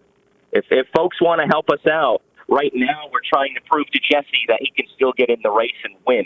So we're having people pledge to be electors in order to qualify Jesse on the ballot to either be an independent or to be a write-in, depending on the states. And so if folks want to look into that and want to help us out, check it out at draftjesse.com. We need all the volunteers that we can who are willing to be pledged electors for the fall. Draftjesse.com. Everyone go to that, please, and give your support to my friend, Governor Jesse Ventura. Richard, thanks for the update. Ehab is in Michigan, and he wants to talk about the pandemic and its impact on the economy. Ehab, welcome back to the show. Thank you, George. How are you today? By the grace of God, I'm good. Thank you. Go ahead. So with the pandemic, perhaps one of the things that is being underestimated is or are the policies of lean economics that were part of the medical system in the United States. Lean economics is try to squeeze as many dollars as you can out of a single dollar, no matter what things you take off the table when it comes to healthcare. So that's why hospitals were pretty much denuded of medical equipment, of enough beds, of enough things. And so that led to the cry at the beginning, because people already knew that that can happen at any time if the healthcare system was not fully funded or was not being adequate enough to get people into the doors. And that's why the cry was, our infrastructure will be overwhelmed. And it has been overwhelmed in various places. In New York, in Florida at the moment, there are many, many hospitals in Florida at the moment that have no capacity left. Exactly. That's how it was structured, based on lean economics. And that ties down with like the fallacy of the capitalist system, which is just making money at all costs, regardless of what the consequences can be for other people. Well, you get the government that you deserve, that you vote for. It's undoubtedly the case that the neoliberal economics has been king in the United States since Reagan and Thatcher, as it was here. The Reagan-Thatcher era made a major change in thinking about the public realm. It was private good, public bad. And you've never left that behind, and neither have we. Yeah, that's exactly the problem. And like the opposition to Medicare for all in the United States, or universal health coverage, it's being mounted mostly by surrogates of big corporations, especially the healthcare industry in the United States, which reaps untold billions of dollars yearly for the minimal health care that they can provide. And you know what? That also, it's like when you commented saying that you get what you wish for. No, you get what you vote for, yeah. Well, again, your vote is a wish, right? Yeah. It's more than a wish, it's an actual act. Yep. And so looking at the democratic system in the United States, or the so-called democratic system, let's not forget that it's a representative form of democracy, wherein people put their trust in selected individuals to be their representatives, and when those people get to offices, they become different animals. They become creatures of the corporations that direct every law that's being being debated, that's being voted for in the Congress. But the point is to change it, Ahab. If you keep doing the same thing over and over again, please don't expect a different result. Thanks for the call. Got some breaking news, quite disturbing. We're just hearing that Manchester City Council in the UK has declared a major incident in Greater Manchester due to the increasing COVID-19 infection rates. Gold Command meetings of senior figures from the police, local authorities and other agencies have been taking place over the weekend amid concerns that numbers are still going up in the wake of stricter lockdown measures being announced on Thursday night. The worst affected area is Oldham, with 58.1 infected people per 100,000 population. We'll bring you more on that when we get it. Let's take a quick break. Radio Sputnik. Tune in every Tuesday to Loud and Clear for a regular segment called False Prophets, a weekly look at Wall Street and corporate capitalism, where we talk about the big economic issues of the week from the point of view of working people, the poor, and the U.S. position in the global economy. Join us this Tuesday and every Tuesday with financial policy analyst Daniel Sankey right here on Radio Sputnik. Want to talk? Get in touch with us at radio@sputniknews.com. We are talking 24 hours a day, 7 days a week. You are listening. We give you the most essential out of the endless information space. Radio Sputnik, telling the untold. Radio Sputnik, we speak your language. Find us at SputnikNews.com. 24 hours a day, 7 days a week, we give you the most essential information out there. Radio Sputnik, telling the untold. George Galloway and the mother of all talk shows. Join us at the College of Knowledge, where there are no tuition fees.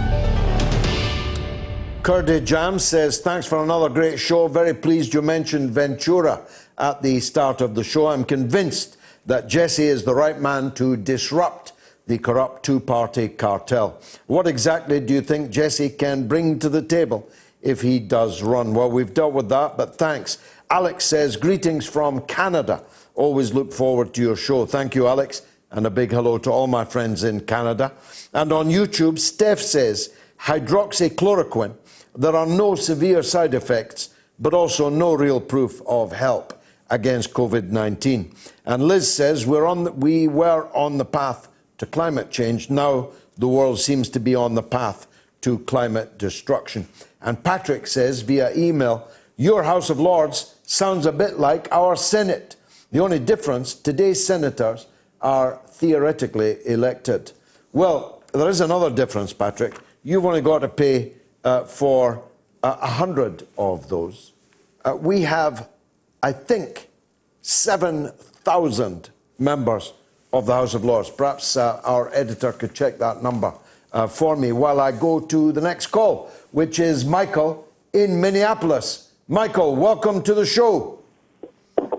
Well, thanks for having me on, George. How are you doing? I'm good. Good. Nice to hear from you again. Go ahead. Yes. Congrats on your impending newborn. Yeah, I hope I'll be there when I get home, yeah. Yeah, absolutely. So the situation has sort of really metastasized in the United States over the last few weeks. There's actually in Minneapolis, there's just breaking news just a couple days ago that the auto parts store that was, all the windows were broken out. Yes, the man with the umbrella. Yes. Well, it turns out he was not Antifa or whatever, the conservative pundits would want you to think, but he was actually a biker in a biker gang, Hells Angels, and he has white supremacist ties and apparently was explicitly... Michael, we've lost you, just as you were about to give us the big reveal. Sorry Sorry, can you hear me now? He said he had white supremacist ties, and then I lost you. Yeah, so he, this so-called Umbrella Man is a member of the Hells Angels, famous biker gang, and apparently was explicitly trying to incite racial violence. And, this is important because, at the time, the protests had been largely peaceful, and this was one of the events that set off a lot of the looting and rioting and sort of the shootings we've seen since then. So I think it's important to note that was sort of the beginning of it not being peaceful. How was he unmasked, Michael?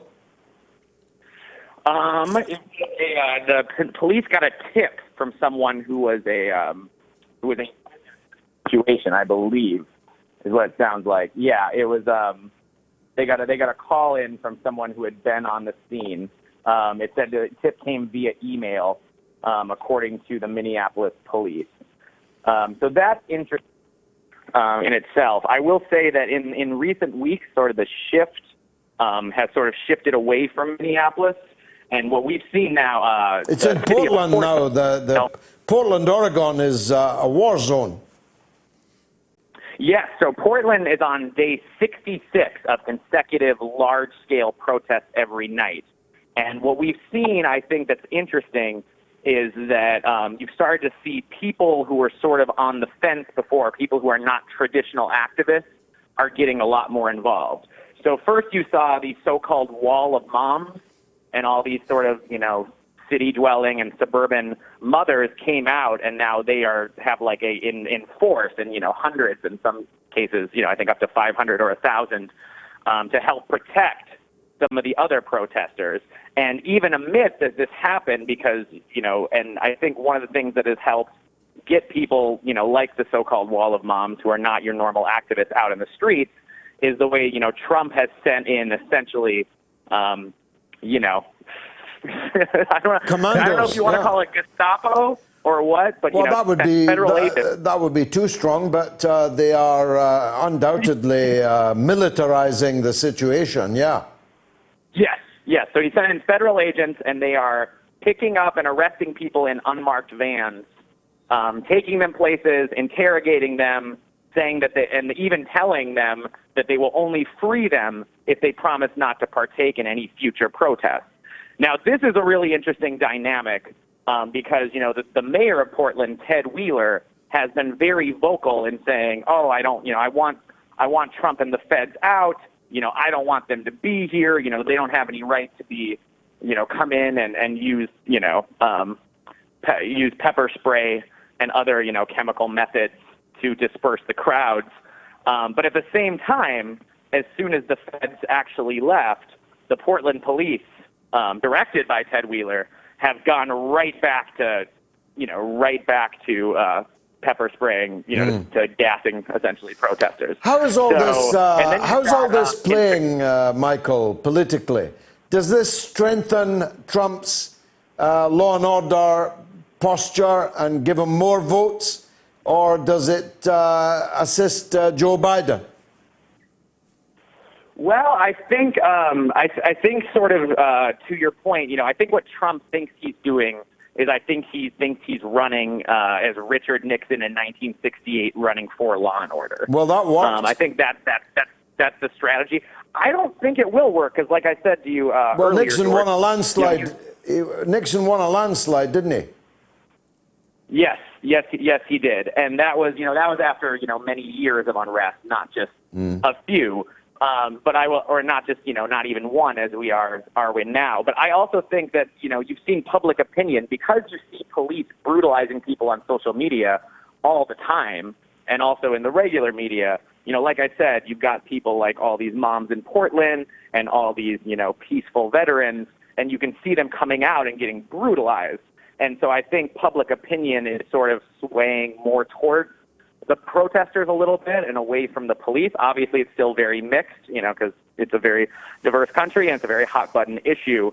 But right now, I don't think Trump is working at all. I do think what's interesting, though, is all these Democratic mayors claim they want Trump out and that it's a ridiculous thing. So, like in Chicago, Mayor Lori Lightfoot said she didn't want Trump to come, but then Trump called her And she said, okay, you can come as long as it's not, quite as bad as Portland. So it's just like, and with Ted Wheeler in Portland, he sort of, he says, oh, you can't brutalize my people. But then as leave soon it as to the me. feds are gone, We can't have you. Leave it to me. Leave it to me. Michael, brilliant update. Thank you very much indeed for the call. But here's an update on the SpaceX mission. This is the live shot that we're receiving here from Pensacola off the Florida coast. Let's hope they stay away from the rampant coronavirus there. The Crew Dragon capsule has now been hauled onto a rescue ship and is being opened.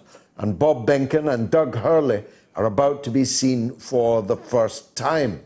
This is the first time in 45 years that astronauts have been involved in a splashdown on the sea. This is the Gulf of Mexico, and they've been on the International Space Station for 64 days. Let's hope they're okay inside that capsule. I don't know if we're going to see them imminently. If we are, we'll stick with that shot, but if not, we'll come back to it. Let's take a call from Julian in Lewis on the south coast of England. Go ahead, Julian. Oh, hi, George. Best wishes to you and your family. Thank you so much. I've got some observations and a couple of questions. Yeah, go on. Some observations very quickly. Before COVID-19, no one in the public had an opinion regarding face masks. Since COVID-19, everyone has an opinion regarding face masks. It has become politicised. But if you look at cited commentary and medical research before it became politicised, stroke COVID-19, there was a huge question regarding both surgical protection from bacterial infection and viral infection. And my question is, I'm looking at the Oxford University Centre for Evidence-Based Medicine, and it would appear from them that COVID-19 isn't even an epidemic now, let alone a pandemic. And well, why has Manchester just declared an emergency, a state of emergency? Well, that's a good question. Can you show me any evidence that suggests that? I haven't found it. Well, I spent the whole day looking for that. Julian, are you really saying that the mayor of Manchester, the chief of police of Manchester, the head of the health service in Manchester, all the authorities dealing with the dramatic spike in cases in Manchester, are they making it up? No, I'm not saying that at all, George. I spent the entire day looking for data from the northeast on every single English. Well, I gave you the northwest website. figure. I gave you the northwest figure. It's now 58.1 per 100,000. That looks like a spike to me, Julian. Yeah, but the question is, how does that compare with the rest of the statistics? You can talk about statistics all you like, but you have to compare it with the... Julian, two of my children live in Manchester, and they are now locked down because of a state of emergency. And I find it irritating beyond belief that Julian in Lewis, who's been on the internet and can find no evidence that would justify this, is on the national radio making these points. Oh, George, I'm asking you a basic question. Are they making it up? Can we not trust? Can we not trust the people who've just declared a state of emergency in George, Greater Manchester? Okay. All right, George. That's fine. I understand your concern, but why don't they provide the statistics that would explain that? Maybe they don't feel they've got to. Maybe they don't feel maybe they don't feel that it's a priority for them to convince Julian in Lewis of what they're doing. It's not about me. It's not about me. Julian, maybe George, it's not about me. All right, mate, but maybe they just think they're in an emergency and that satisfying your statistical curiosities is not actually a priority for them.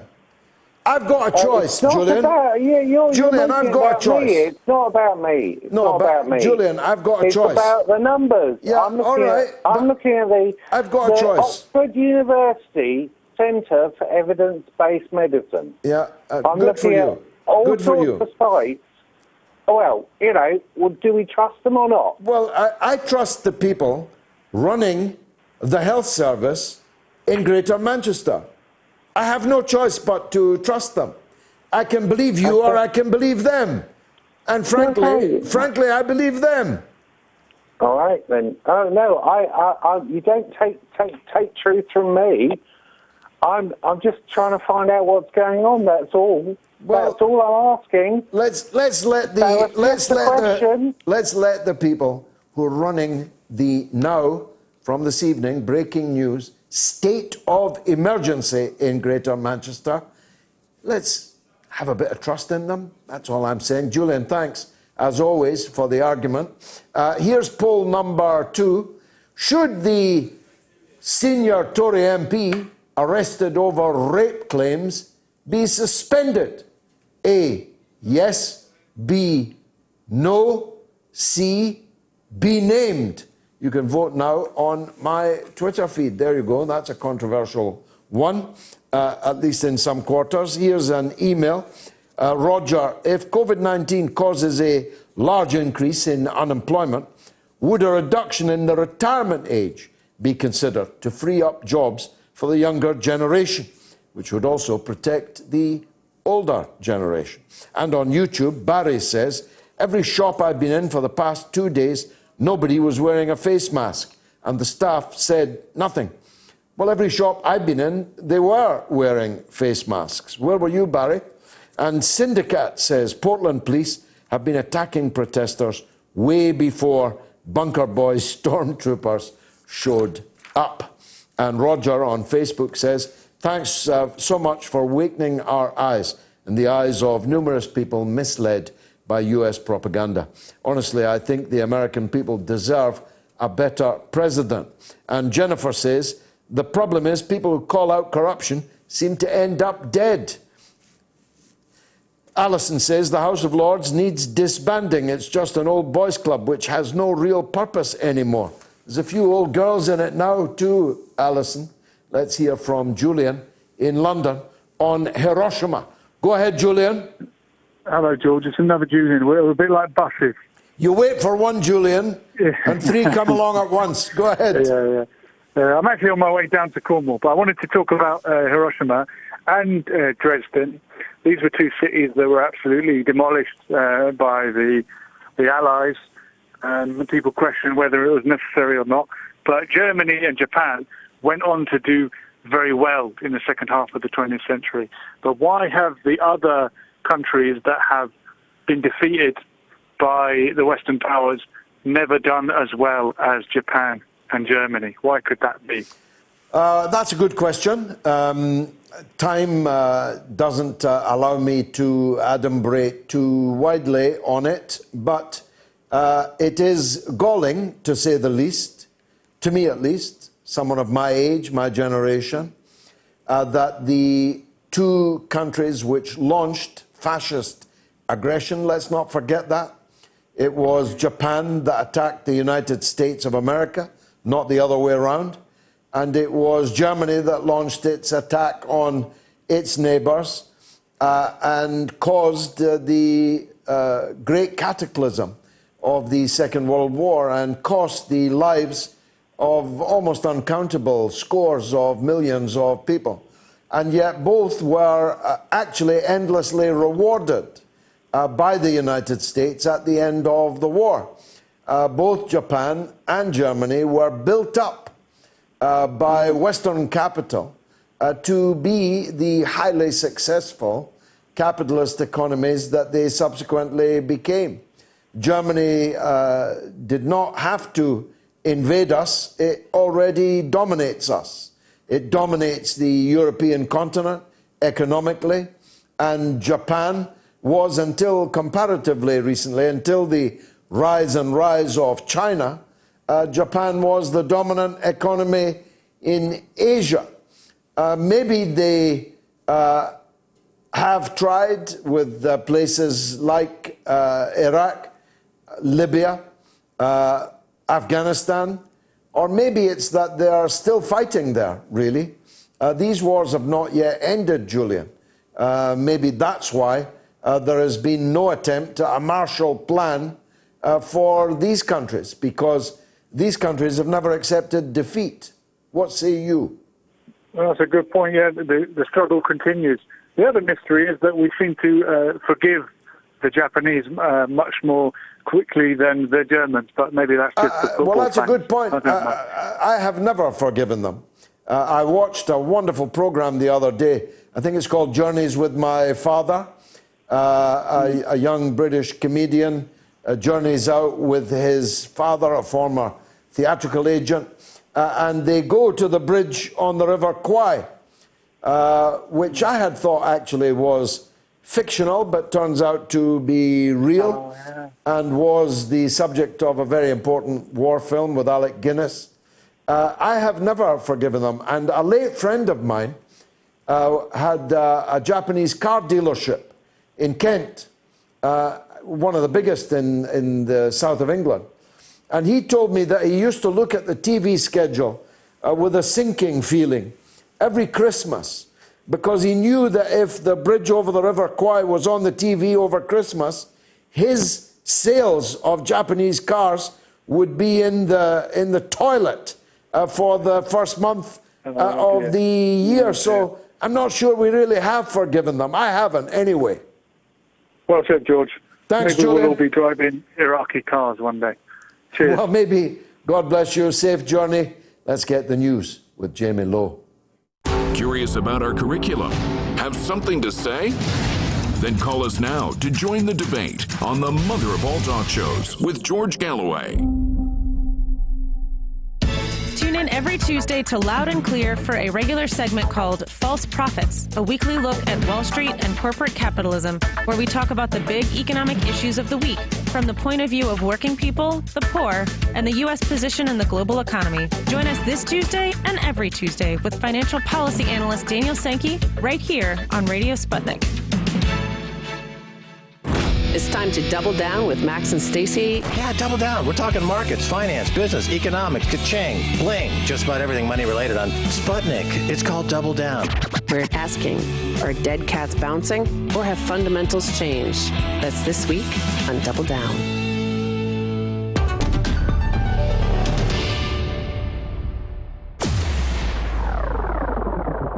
Radio Sputnik. We speak your language. Find us at SputnikNews.com.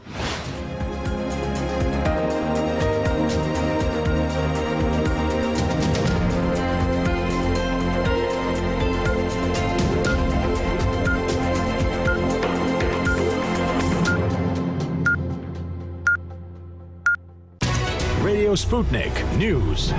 A state of disaster has been declared in the Australian state of Victoria and a curfew imposed on the city of Melbourne after a second coronavirus spike. The measures come after 671 new cases were detected in Victoria in the last 24 hours, including 7 deaths. In Melbourne, an evening curfew is enforced from 8 p.m. to 5 a.m. and those living in the city will be only allowed to shop and exercise within 3 miles of their home. And exercise is to be limited to just 1 hour per day. India has also recorded more than 50,000 new cases of the virus for a third consecutive day, while Iran says it's recorded 2,685 new cases in the past 24 hours, marking its biggest single-day count in nearly a month. More than 500,000 cases have now been confirmed in South Africa, the country's health minister says. And worldwide, more than 17 million cases and 685,000 deaths have been recorded. Florida, which has been ravaged by the virus, is preparing for a tropical storm, Isaias, which is expected to hit the US state later on Sunday. Isaias is the 9th named storm of 2020 and was downgraded from a hurricane to a tropical storm after battering the Turks and Caicos Islands and the Bahamas. Florida is one of the US states worst hit by the coronavirus pandemic. It's recorded more than 480,000 cases, the second highest number of all US states after California, which has double the population. Testing centres are being temporarily shut, and there are fears that the hurricane could hit nursing homes already badly affected by the COVID-19 virus. A cluster of 13 coronavirus cases has been linked to a bar in the Scottish city of Aberdeen. The patients tested positive for COVID-19 after visiting the Adam Lounge and Hawthorne Bar on the 26th of July, NHS Grampian said. Authorities are investigating and say they cannot rule out the possibility of finding more cases linked to the cluster. Scientists are also investigating whether minks can pass on coronavirus to humans after outbreaks at farms in Spain and the Netherlands. It's thought that the outbreak started with infected workers on the mink farms passing the virus on to the small animals. Scientists believe it's plausible that the minks then passed it back to the staff and are exploring how much of a danger the animals pose. Russia says it will roll out a coronavirus vaccine in October, but no details have been given about what would be the first such program anywhere in the world. Foreign news agencies quoted Mikhail Murashko, the health minister for Russia, saying that research facility the Gamaleya Institute had completed clinical trials of the vaccine and paperwork is being prepared to register it. Doctors and teachers would be vaccinated first before wider injections are rolled out to other Russians in October. A senior British Conservative MP has been released on bail after being arrested on suspicion of rape, but will continue sitting in Parliament. Newspapers are reporting that allegations against the former minister had been made by an ex-parliamentary employee. The Metropolitan Police said the allegations related to 4 separate incidents claimed to have taken place between July 2019 and January 2020. The Conservative Party called the allegations serious, but it said the MP would not have the party whip withdrawn while the police investigation continued, meaning he can continue to sit in the House of Commons as a Conservative. Labour said this decision was shocking and sent a terrible message from Westminster. Official figures from Brazil have shown a big increase in the number of fires in the Amazon region in July compared with the same month last year. Satellite images compiled by Brazil's National Space Agency revealed there were 6,803 fires, a rise of 28%. President Jair Bolsonaro has encouraged agricultural and mining activities in the Amazon, but under pressure from international investors in early July, his government banned starting fires in the region. The latest figures raise concerns about a repeat of the huge wildfires that shocked the world in August and September of last year. A possible sale of Chinese-owned TikTok's US operations to Microsoft is reportedly on hold after Donald Trump vowed to ban the video-sharing app. Sale was thought close to agreement, but was put in doubt after the US president's warning on Friday. The Wall Street Journal said Microsoft had now paused talks despite TikTok owner ByteDance making last-ditch efforts to win White House support. It comes amid criticism of Trump's threat as an attack on free speech. The popularity of the short-form video app has soared, with TikTok thought to have about 500 million active users worldwide and about 80 million just in the US, with a huge proportion of these in their teens or early 20s. But some US politicians are worried the app poses a risk to national security because it could be used to collect Americans' personal data. Regulators have also raised their own safety concerns. Late on Friday, Trump told reporters aboard Air Force One, as far as TikTok is concerned, we're banning them from the United States. And finally, Egypt has invited billionaire Elon Musk to visit the country and see for himself that its famous pyramids were not built by aliens. The SpaceX boss had tweeted what appeared to be support for conspiracy theorists who say aliens were involved in the colossal construction effort, but Egypt's international cooperation minister does not want them taking any of the credit, and she says seeing the tombs of the pyramid builders would be the proof. The tombs discovered in the 1990s are definitive evidence, experts say, that the magnificent structures were indeed built by ancient Egyptians. On Friday, the tech tycoon tweeted, "Aliens built the pyramids of," which was retweeted more than 84,000 times. And that's the latest here on Sputnik News. I'm Jamie Lowe.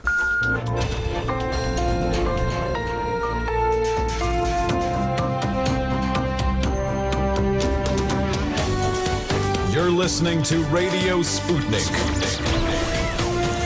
Telling the untold. Welcome to the Open University of the Airwaves with George Galloway. Only on Sputnik Radio. Apparently they're still struggling to open that capsule, these two fellas. I hope they're all right in there, cooped up. They may be safer in there given the rampant coronavirus in the state of Florida where they have landed.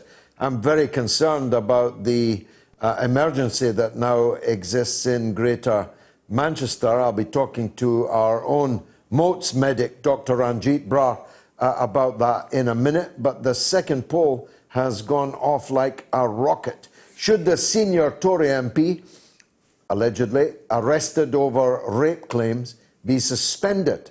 A, yes. B, no. C, be named. Does seem an incredible piece of double standards. I must say, I can't imagine anyone anywhere who's on bail for alleged rape crimes would be able to continue in their job serving the public as a member of Parliament in this case. Now, I have no idea who this person is, how senior he is. I'm just, like you, guessing in the ranks of senior Tory MPs in their 50s, because the police told us yesterday a man in his 50s had been arrested. And it's a list, it's a short list, but the rest is just gossip and speculation. But people are voting in significant numbers, I think, on our poll. So should the senior Tory MP arrested over rape claims be suspended? A, yes.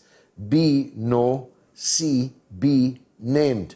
394 people have voted already in just a minute or two. Anyway, you know about the situation in Manchester.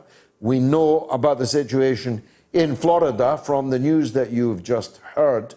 It's probably time to speak to Dr. Ranjeet Brar, our resident Moats medic. Dr. Ranjeet, very nice to see you again. It's a pity we never have any good news to discuss, really. Can we start with Manchester? Two of my young sons live there. In fact, they've just gone back there this very day. What's the basis for this major incident declared tonight? Thanks, George. It's good to be back with you. So, as you know, on Thursday, a large area of the northwest of England, Manchester and its surrounding areas, so that's Bolton, Bury, Manchester, Oldham, Rochdale, Salford, Stockport, Thameside, Trafford and Wigan, all of them have been put back into lockdown or a form of lockdown. Again, some confusion about that, the way that was announced, quite peremptory, quite short notice. It did seem that the cases were increasing, particularly in Oldham, though not uniformly across the board. And still, most of those areas have a lower case numbers and a lower case incidence than, for example, Leicester, which is coming out of lockdown. But it was seen that there was an increase in the rate of cases, and that was considered worrying enough to justify this in the eyes of the government. Some disagreements between the local mayor, Andy Burnham, the health minister, Matt Hancock, about exactly how that would play out. A slightly strange suggestion by Matt Hancock live on TV that it was not right for people within that area to see another family from within that area, but it was fine for them to go outside that area and see another family outside that area. So clearly that was contradicted by Andy Burnham, and I think later corrected. But a lot of confusion and contradictory advice coming.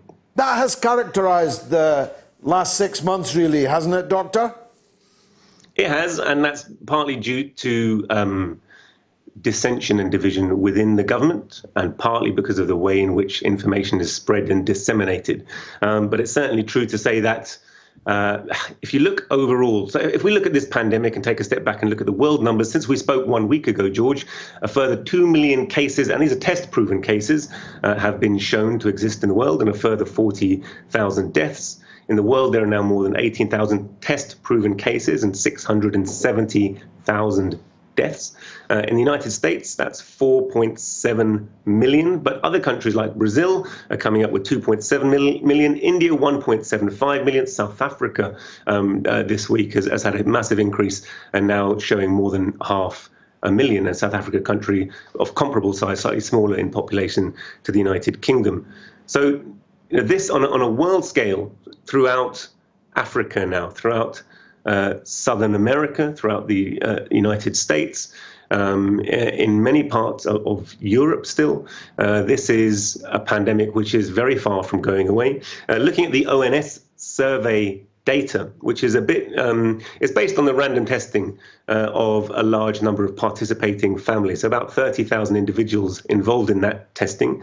Current estimates are that there is an increase overall in Britain, and that basically means that probably we're seeing over 4,000 cases each day, new cases of COVID based on that testing. That's not the numbers that are borne out in the lab-proven testing, but that's based on the random testing of the population, so probably is more representative. And that means actually that all of our incidents across the country is back, as we worried that it might be, when we don't have very clear sight of where the virus is and we start to reduce the social distancing, that essentially the numbers across the board throughout England probably are once again on the increase. Slight increase at first, but as we know, that's the way that these increases begin. In Leicester, it was found to be sweatshops, people working in close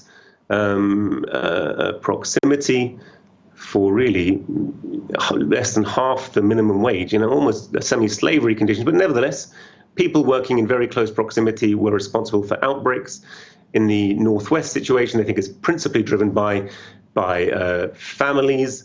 And there was, Andy Burnham quite specifically said this was multi-generation families. And when questioned, do you mean Muslim families? He said, yes. But, it's anyone who's living in crowded conditions in close proximity who has the virus, we know is very likely to pass it on to other people. So without talking about different communities and the different ways in which we live, though we've talked about that before, it's very clear that those who are relatively poor are more vulnerable because they cannot socially isolate. If you're living on the streets, you can't socially isolate.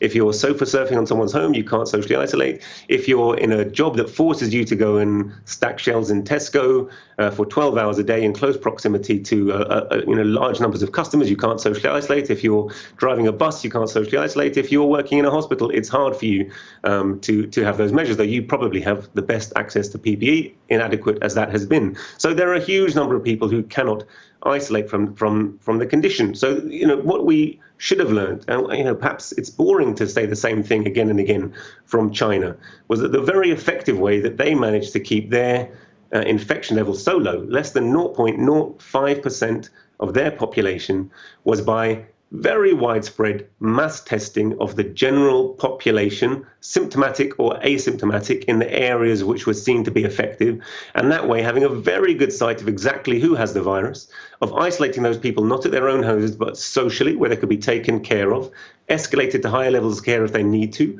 but multiply tested to make sure they're safe before discharge, as opposed to the UK where, as we are well aware, large numbers of people were discharged to make space in our overcrowded hospitals into healthcare settings. So we've done many, many, many things that are wrong, and we're still not getting the basics right, which are the basics are mass testing, tracking and tracing of individuals. And we know that all of those things have been farmed out to private contracts for hugely lucrative contracts. If the Tories' remit coming into this government was simply to take the money of the state and to farm it out to their wealthy benefactors, they could not have done the job better. But that doesn't mean that those wealthy benefactors, these companies who have been charged with providing PFI at huge cost, testing and tracing, are doing a good job. They're doing a very poor job. And I was speaking to several colleagues who were GPs over the weekend. They feel incensed, but also, powerless, really, that their expertise, that their knowledge of their patient base, their knowledge of the virus, their knowledge of the way in which it would spread, the knowledge of the best ways to control and contain it, are being sidestepped in favor of national structures over which they have no control, because this essentially is the ongoing agenda of making sure that money is passed to the private sector. We talked last week, and the last point I'll make before handing back to you, George, we talked last week about the reduction in capacity of the NHS, the way it was constantly at virtually 100% capacity by design. And we've had yet more news that, in fact, Epsom and St Helier hospitals, two hospitals in South East London, serving a large population base of around 1.5 million people, themselves are due to have all of their acute facilities taken away and then concentrated in a third facility, which will again involve a downgrading of overall capacity and a downgrading of the overall care for that population. So even in the midst of a pandemic, the same furrow is being ploughed by this government, the furrow of privatization and downgrading our services, which led us to this situation in the first place, George. Just to balance the point about Oldham and Muslim families, we had an item on our news bulletin just moments ago about an outbreak in Aberdeen, which was located to a single pub and a single hotel. I mean, no one actually knows when they're going about their business, either to work or to shop or to socialize in pubs and so on. No one knows who there has got this and might give it to them, or which surface they're touching from which they might pick it up. Isn't that true?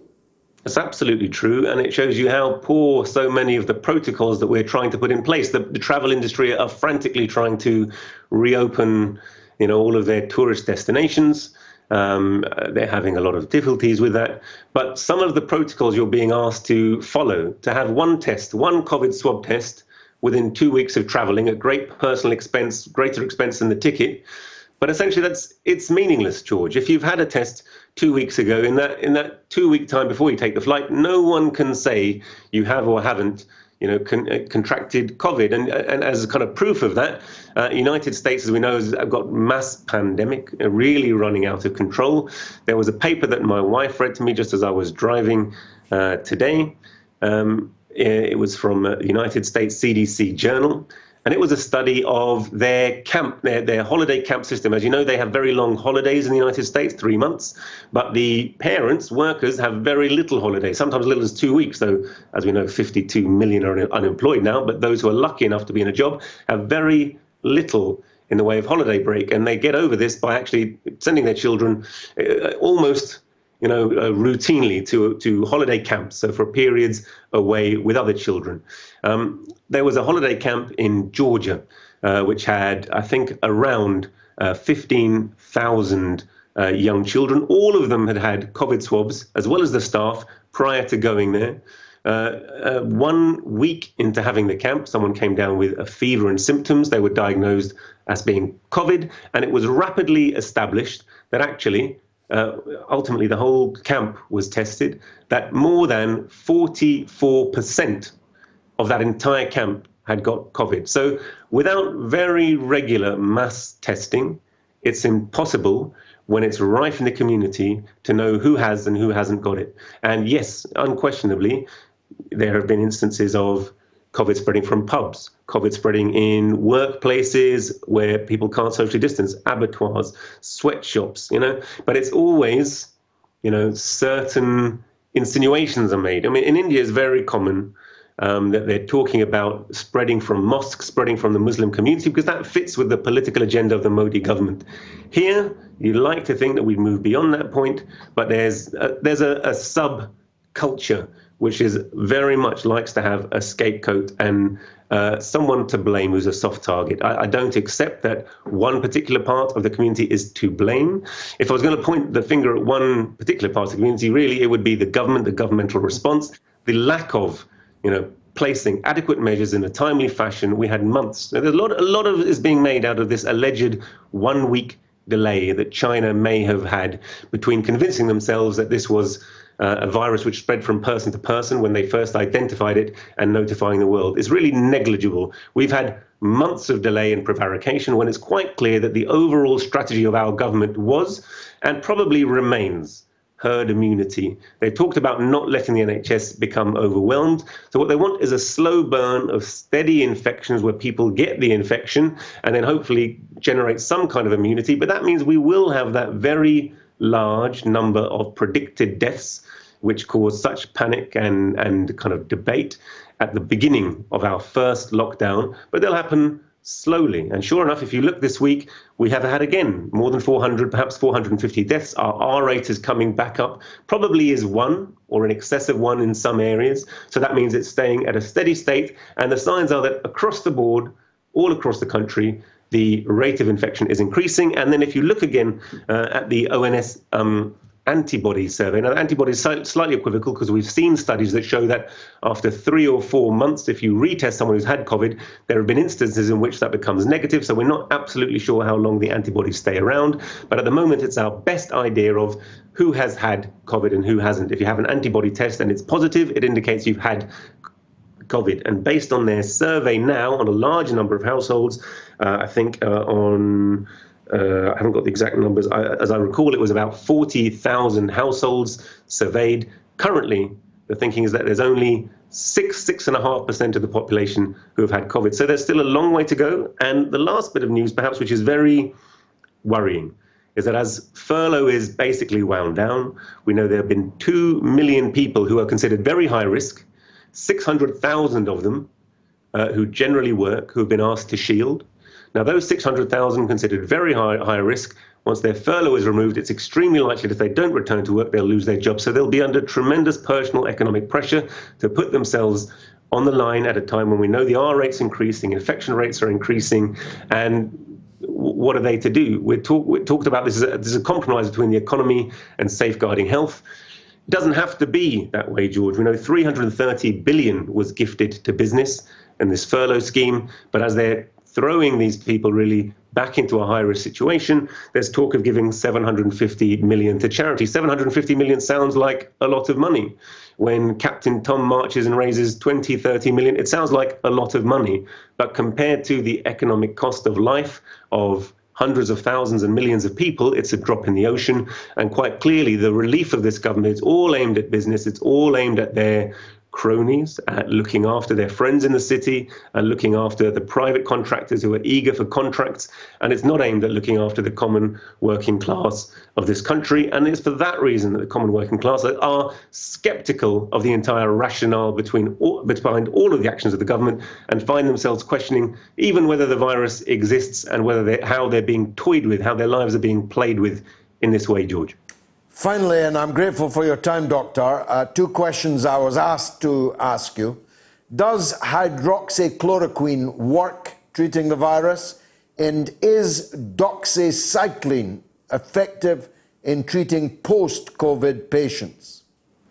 So thanks, George. So hydroxychloroquine is essentially an anti-malarial drug that's been used for many, many years. I've taken it myself. I used to take it in malarial areas. Yeah, and it used to be, the really primary medication, along with Paludrin, perhaps, in resistant areas. I used to take it as well when I went to India. It's very bitter, pill to swallow. It's not much fun to take, and certainly if I went for long periods of time to India, I probably wouldn't take it because of the effects that it has. One of the main side effects that people are very worried about is a prolonged QT syndrome. So essentially, it interferes with the electrical conduction of your heart. And in patients who were given it on a trial, and it was published in the journal, the JAMA, the American Journal of Medicine, JAMA, there was a trial that was published that essentially showed it didn't have much, or if any, protective effect against COVID, but it did have a high rate of cardiac side effects that actually made it more dangerous to take. I've had a friend who had a colleague take in India and in fact had those cardiac effects. So my overall feeling with hydroxychloroquine, I think Trump pushed it very hard because it was cheap and available. He said he was taking it for a while before he gave it up. But I think the verdict on hydroxychloroquine is that it doesn't work. It's dangerous medication to take, certainly on a mass scale unnecessarily, though clearly it has its role in treating malaria. It doesn't have a role in treating COVID. I think the other drug you asked me was... doxycycline. Fine. So doxycycline is essentially a tetracycline antibiotic. It has had some effects against, interestingly, dengue fever.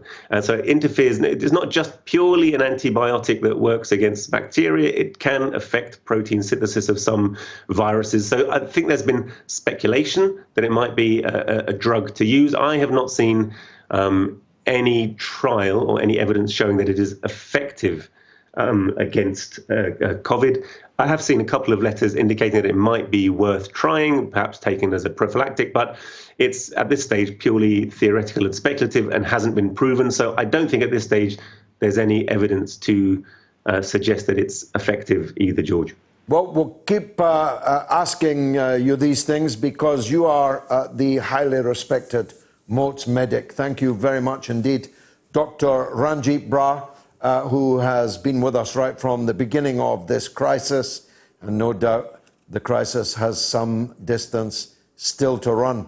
Should the senior Tory MP arrested over rape claims be suspended? A, yes, 65%. B, no, 22%.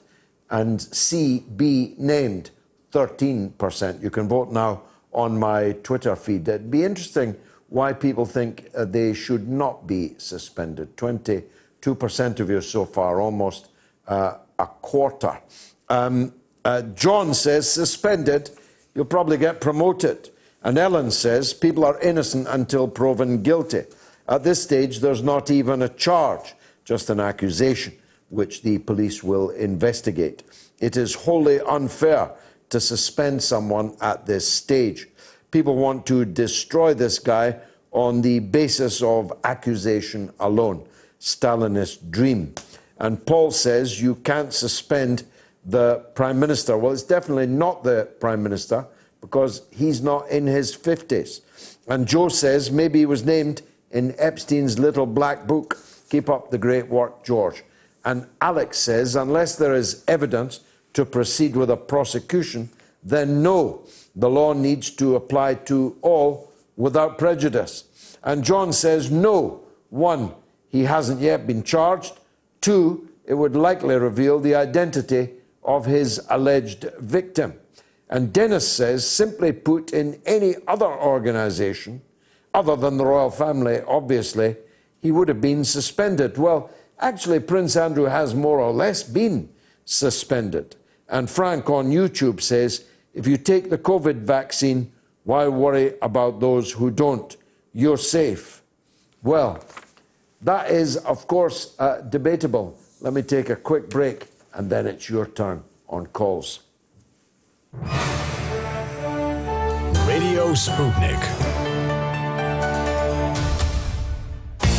Tune in every Wednesday to Loud and Clear with Brian Becker and John Kiriakou for a regular segment called Beyond Nuclear, where Brian and John discuss nuclear issues, including weapons, energy, waste, and the future of nuclear technology in the United States, with Kevin Camps, the radioactive waste watchdog at the organization Beyond Nuclear. Listen on Wednesdays right here on Radio Sputnik. Want to talk? Get in touch with us at radio@sputniknews.com. We are talking 24 hours a day, 7 days a week. You are listening. We give you the most essential out of the endless information space. Radio Sputnik, telling the untold. Radio Sputnik. We speak your language. Find us at SputnikNews.com.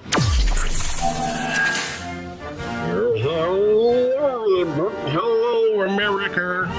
It is me, Joe Biden. I think I'm not reading a teleprompter. I'm perfectly capable of speaking for myself.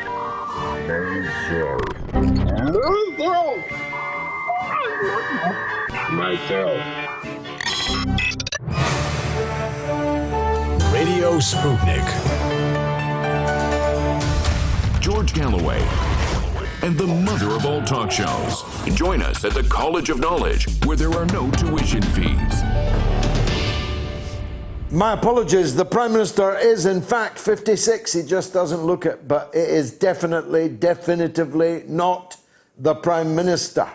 But should the senior Tory MP arrested over rape claims be suspended? You can vote now on my Twitter feed. 578 of you have so far. So here's the number, 02077 982 255 or 001 744 4480. Romwell is on the line in Chicago. Let's hear from him. Yes, Romwell, welcome. Romwell, are you there? He disappeared. Can we go to Wayne? Can we go to Wayne in Cleveland? Hello? Wayne? Wayne? Abe. Yeah, go ahead, sir. I was calling to I was wondering if the coronavirus would be some sort of biological weapon. Now, the thing is, look at Black Lives Matter. Who benefits from triggering a community that's already ravaged by the coronavirus? And then you see Jewish money behind it. There's articles that where how white Jews are supposed to, support Black Lives Matter. And what do Donald Jews have Trump to do with it? What are you talking about, Jews? Okay. Donald Trump in November of 2019 warned Israel of the pandemic 1 month before the first reported case. And at the same time, he was telling Americans that it was a democratic hoax and that it would disappear. All right. That is you're banned on 2 counts. One for anti-Semitism and the second for conspiracy theorizing on COVID. So be gone with you. Romwell is in Chicago. We'll get more sense out of him. Go ahead, Romwell. Hello, George Galloway. I reflected the other day about that caller who called Dr. whoever that is a communist. Yes. I was laughing the other day. Yes. But that's another topic. I'm talking about Jesse Ventura running for president. He might as an independent because yes, Ventura. He didn't get the Green Party nomination, but he might now be running as an independent. Yes. So I was wondering your thoughts about that. Well, I know Jesse Ventura well. He's a friend of mine, and I think he would be an outstanding presidential candidate. He's got the right stuff. He is a very powerful individual who has won against the two-party system before, first as mayor of Minneapolis and then as governor of Minnesota. This is no mean achievement. It's very difficult to do, as I know myself, having twice defeated the big parties in elections. So I know how hard it is, and I think that Jesse Ventura would set the presidential election campaign alight, Romwell. What's your view?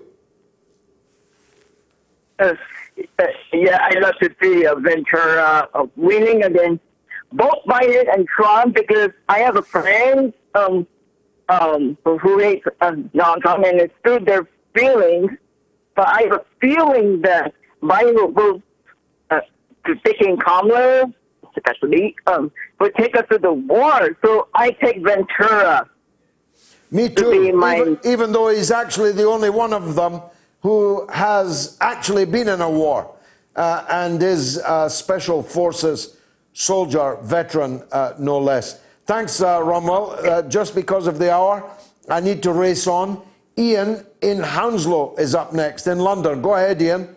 Hello, George. Hi. You put the question out about why people do not think that the senior Tory MP should be named. No, should be suspended is the question. Suspended, yeah. Sorry. Now, there are 2 cases that I refer to. That is the case of Christopher Jeffries and Colin Stagg, both completely innocent people whose lives were destroyed by being falsely accused of some of the most heinous sexual crimes and offences, and the perpetrators turned out to be other people completely. Yeah, very good point. Yeah, very good point. You are innocent until proven guilty. Yeah, but that's true of every offender, but you're not left anonymous. Yeah, but I think if I was charged with something this evening, I'd still be innocent until proven guilty, but I'd also be named. I think the blackness of the crime is so severe and so socially unacceptable. I think it destroys your name completely for the rest of your life. Well, I agree with that. I mean, I'm in favour of people so accused retaining their anonymity pending conviction if one happens. Because at this moment, people can, of course, I'm not saying in this case, but people can make false accusations against people. They remain anonymous forever, but the person falsely accused and sometimes not even charged, but acquitted at trial, is named for life. I agree with that. Now, there's an article here by Dame Vera Bird about the appalling lack of successful prosecutions for rape.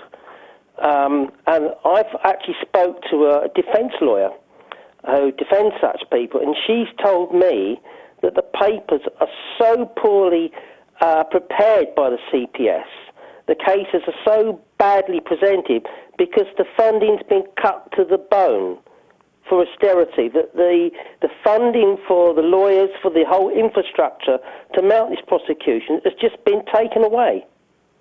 That's true. I mean, you hear that all the time, and there's no doubt that it is highly dangerous to the justice system when the legal profession in that field, there are other fields where they're still doing very well indeed. But in the criminal justice system, the paring back and back and back of legal aid, for example, is leaving many people who need defense without it. Well, I just wanted to put that, George. I just think we need to be very careful, that's all. Good point, Ian. Thanks very much indeed. Let's hear from Brian in Glasgow on a different subject, but still legal related. Brian, go ahead. Hi, George. Good to hear from you. And yourself. I'm really wanting to sort of discuss what, for me, is the biggest elephant in the room when they all discuss wokeness or progressive or any structural bias. It still amazes me after 20 years of experiencing it at the worst end. But it's a fact to say, for example, your a person you had there on the human rights lawyer, if he were to disagree with what I'm about to say, I'm sure I could disprove that to be the case if he was to disagree. And that is that none of us as men anywhere have a human right to have parental rights to children. And no children have a parental right or responsibility to have a father. No, I agree. I'm a big father of Fathers for Justice. It's one of the most egregious blots on the landscape of our legal system. It is shameful that the father of a child has less rights than the boyfriend of the child's mother, who may have become the boyfriend last evening, and can have access to one's children immediately and without any kind of scrutiny, whereas the father of a child may have to go through endless legal battles just to see their children.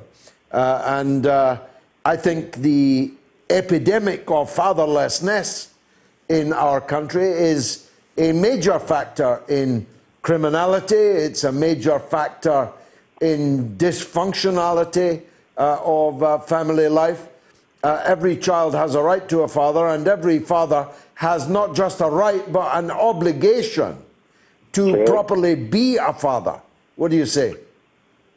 Absolutely. And George, I would go further and say I can tell you where all of that began. It's axiomatic. The law was feckless with regard to fatherhood roughly about 150 years ago. I think we've all been deceived. I don't know how many legislators in the current Parliament I would declare that they are fraudulently claiming compatibility when seeking royal assent, such as acts as the Children Act, the hate crime legislation, the 2006 Family Law Scotland Act, which my case, which also we can't refer to directly because of the other stringent, deliberate suppression of discovery by the public who have not experienced family court system. All for me is a proof that the legislators and the wider legislative community are fully aware that they are actually in contempt of the laws, in my view. Well, yeah, I don't know about that, but I have got to agree with you that the family court system is a dismal failure. There is a presupposition, I was going to say predisposition, but it's more than that. There is the presupposition that first of all, the mother is the virtually automatic primary carer, and that the father has to climb through a remarkable number of hoops, even in order to see their own children. Even when their children were growing up with them, when the mother took off. And she may have taken off for a good reason or a bad reason. George, I think the interference really, as much as anything else, and what you're referring to is the tender years doctrine, which was introduced roughly 150 years ago. And think about that, before we even got the vote for citizens, as they cry, we are institutionally racist, speaking of a time when none of us had a vote to declare what our country did in our name. And now we are still all institutionally denied fatherhood, whether we see it or not. And this idea that it's just this or that requires the current system to be interfered, the checks and balances. And when you ask me if it's fraud, when you seek royal assent from the Queen and do not declare that an act is not compatible with ECHR, which they clearly did, then you have not blocked yourself from royal assent, but you've denied something that, for me, not doing what you honestly as legal advice, telling you the opposite. Well, I'll tell you what, Brian, because the hour is late, we can't do this justice, but I promise you, if the people through the glass are listening, we will deal. If you could get my friend on from Fathers for Justice next week, that would be helpful. Thank you. Here's Mark in North Carolina. Go ahead, Mark. Hey, what's up, George? Yeah, nice to hear from you. I'm on the road now. Oh, I don't know how clear I'm coming in because I'm on the road. I'm driving. But anyway, I just think, with the coronavirus and all that, I'm not sure what I believe right now because a lot of these new cases are asymptomatic, and most people, aren't even getting sick. So I really don't know what the deal is there. But I tell you this, what really bothers me is these mask laws. And you see different laws. I just drove through South Carolina before, and very few people are wearing masks there, including in the stores. I stopped at a rest stop there, like a convenience store, and the employees weren't wearing masks. Some people from the road were. But the thing that gets me is this. These masks are not healthy. I wear them just for a few minutes to go to the store or something like that. Makes me feel sick. Okay, now I'll tell you what happened to a friend of mine. Well, not to him, but a guy he works with. I told you I used to work in a prison in Texas, right? Yeah. Right? Big prison, too, large. All right? Prison he's in, hardly anybody's coming down with this, even unsymptomatic, all right, which is surprising because when you look at what a prison really is. But one thing that did happen is an officer fell out right in the middle of the day room, okay? Fell out of the day room from the mask.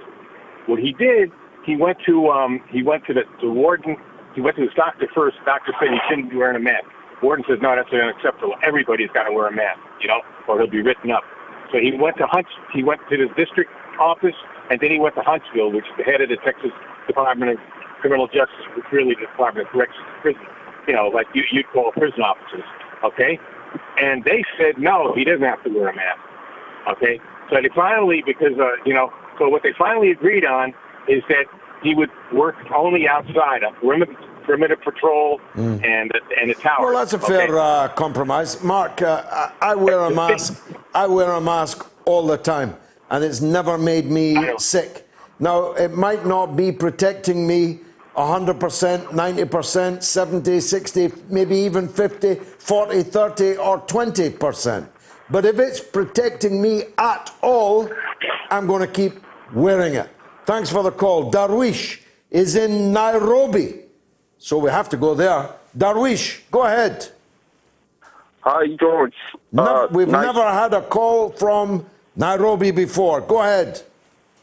Thank you, George. Thank you for picking up the phone, taking my call. I appreciate that. I'm a big fan of yours, George. Thank you, sir. And I want to ask you about Malik Obama. is a guy, Barack Obama's half-brother. He's a citizen of Kenya, but he's also a naturalized citizen of America. And he's just written a book, and he doesn't have anything nice to say about former president of the United States, Barack Obama. And this guy is basically saying, this is what he's saying, George. He's saying Barack Obama doesn't want to have anything to do with the family back home in Kenya. You know, he's the guy, he's the face of democracy, progress. Well, you know, he's a socialist. He cares about the little guy. But this guy abandoned his own family, and his family live in a poverty-stricken neighborhood in Nairobi. Well, look, it's obviously the season for family members to write books about other family members. I told you earlier I'm reading the one at the moment, which is top of the New York Times bestseller list, by Donald Trump's niece. So now you're telling me we've got a half-brother of Barack Obama writing. Frankly, there's nothing he could say about Barack Obama that would surprise me. But what's his name again, Darwish? And we'll look out for it. Try and get it reviewed. Well, George, I appreciate that. You know, Barack Obama, basically a fraud. He abandoned his own family. He looked good in a tan suit. That's all you could say for him. No doubt about it. But, George, thank you for taking my call. I'm a big fan of Ken Livingstone, big fan of George Galloway. I've always admired you guys. I'm from Nairobi. I've spent some time in the UK. And thank you. Also, thank you. I'm a big fan of yours. God bless you. God bless you, Darwish. Thank you very much indeed. Jerry is in Sutton, in the Greater London area. Jerry, go ahead. Hello, George. Thank you very much for taking my call. Very much appreciate it. I wonder if I could just discuss briefly the what's happening with our hospitals in southwest London, and in fact what's happening throughout the country, with the government deciding that we are going to have a huge reduction in hospitals. How it affects us in southwest London is we're going down from five major acute hospitals down to 3 or 2. Now, what's happening is our 2 local hospitals, St Helier and Epsom Hospital, the proposal is to downgrade them and to have a new acute unit built in the Belmont area, which is somewhere in between but not quite. Now that will mean a loss of 552 beds, going from the 1,048 down over the 2 hospitals down to 496 at Belmont. No, how can that even work, Jerry? How can you pour a quart into a pint pot? Well, you can't, because obviously what's going to happen, it's going to be like being on a motorway, going from 3 lanes down to 2. You're going to get congestion. You're going to have people queuing up outside hospital and ambulances at busy times. You're going to have people queuing up in corridors. At the moment, Croydon Hospital, which is operating normally at around 101% of its capacity, which means it's overprescribed. People are very often waiting in corridors there anyway.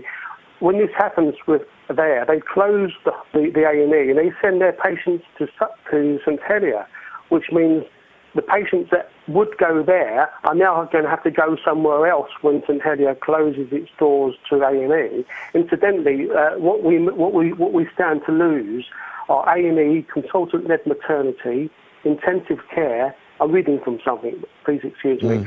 Children's inpatient care, emergency surgery, emergency medicine, coronary care and cancer care. All these things are going to go from St Helier and Epsom hospitals to be replaced by a smaller unit with, they say, 496 acute beds. Now, what they do is they say, and this is where they're misleading people, George, is they say, we're going to have 4 beds more than what we currently have. Because what they're doing is that they're including beds that won't be used for acute purposes, beds that will still be remaining at the 2 hospitals that will be used for what I think they call step down or for people or recovery. But they won't be acute beds.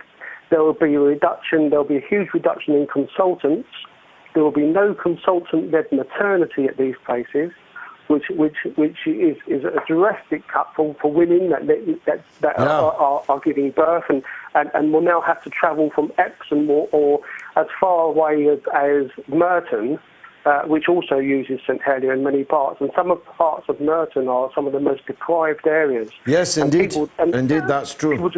I need to move on, but not because what you're saying is not important. I know St Helier's very well. Ranjeet, Dr. Ranjeet, mentioned it earlier. It's something that we will keep an eye on. And I think he made the point powerfully that the reason, I mean, St Helier, for example, is on a prime piece of real estate. What are they going to do? Knock down the hospital and turn it into luxury home development? I suspect so. Maybe I'm being unfair, but I doubt it. Now, got to clear the decks because there's a legend on the line. It's Norma in Bristol on the House of Lords. Norma.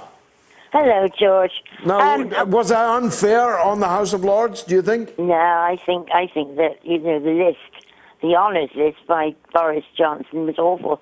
But bigger than that, these peers, they get about £305 a day, travel allowance and reduced restaurant facilities. And they also can claim for overnights.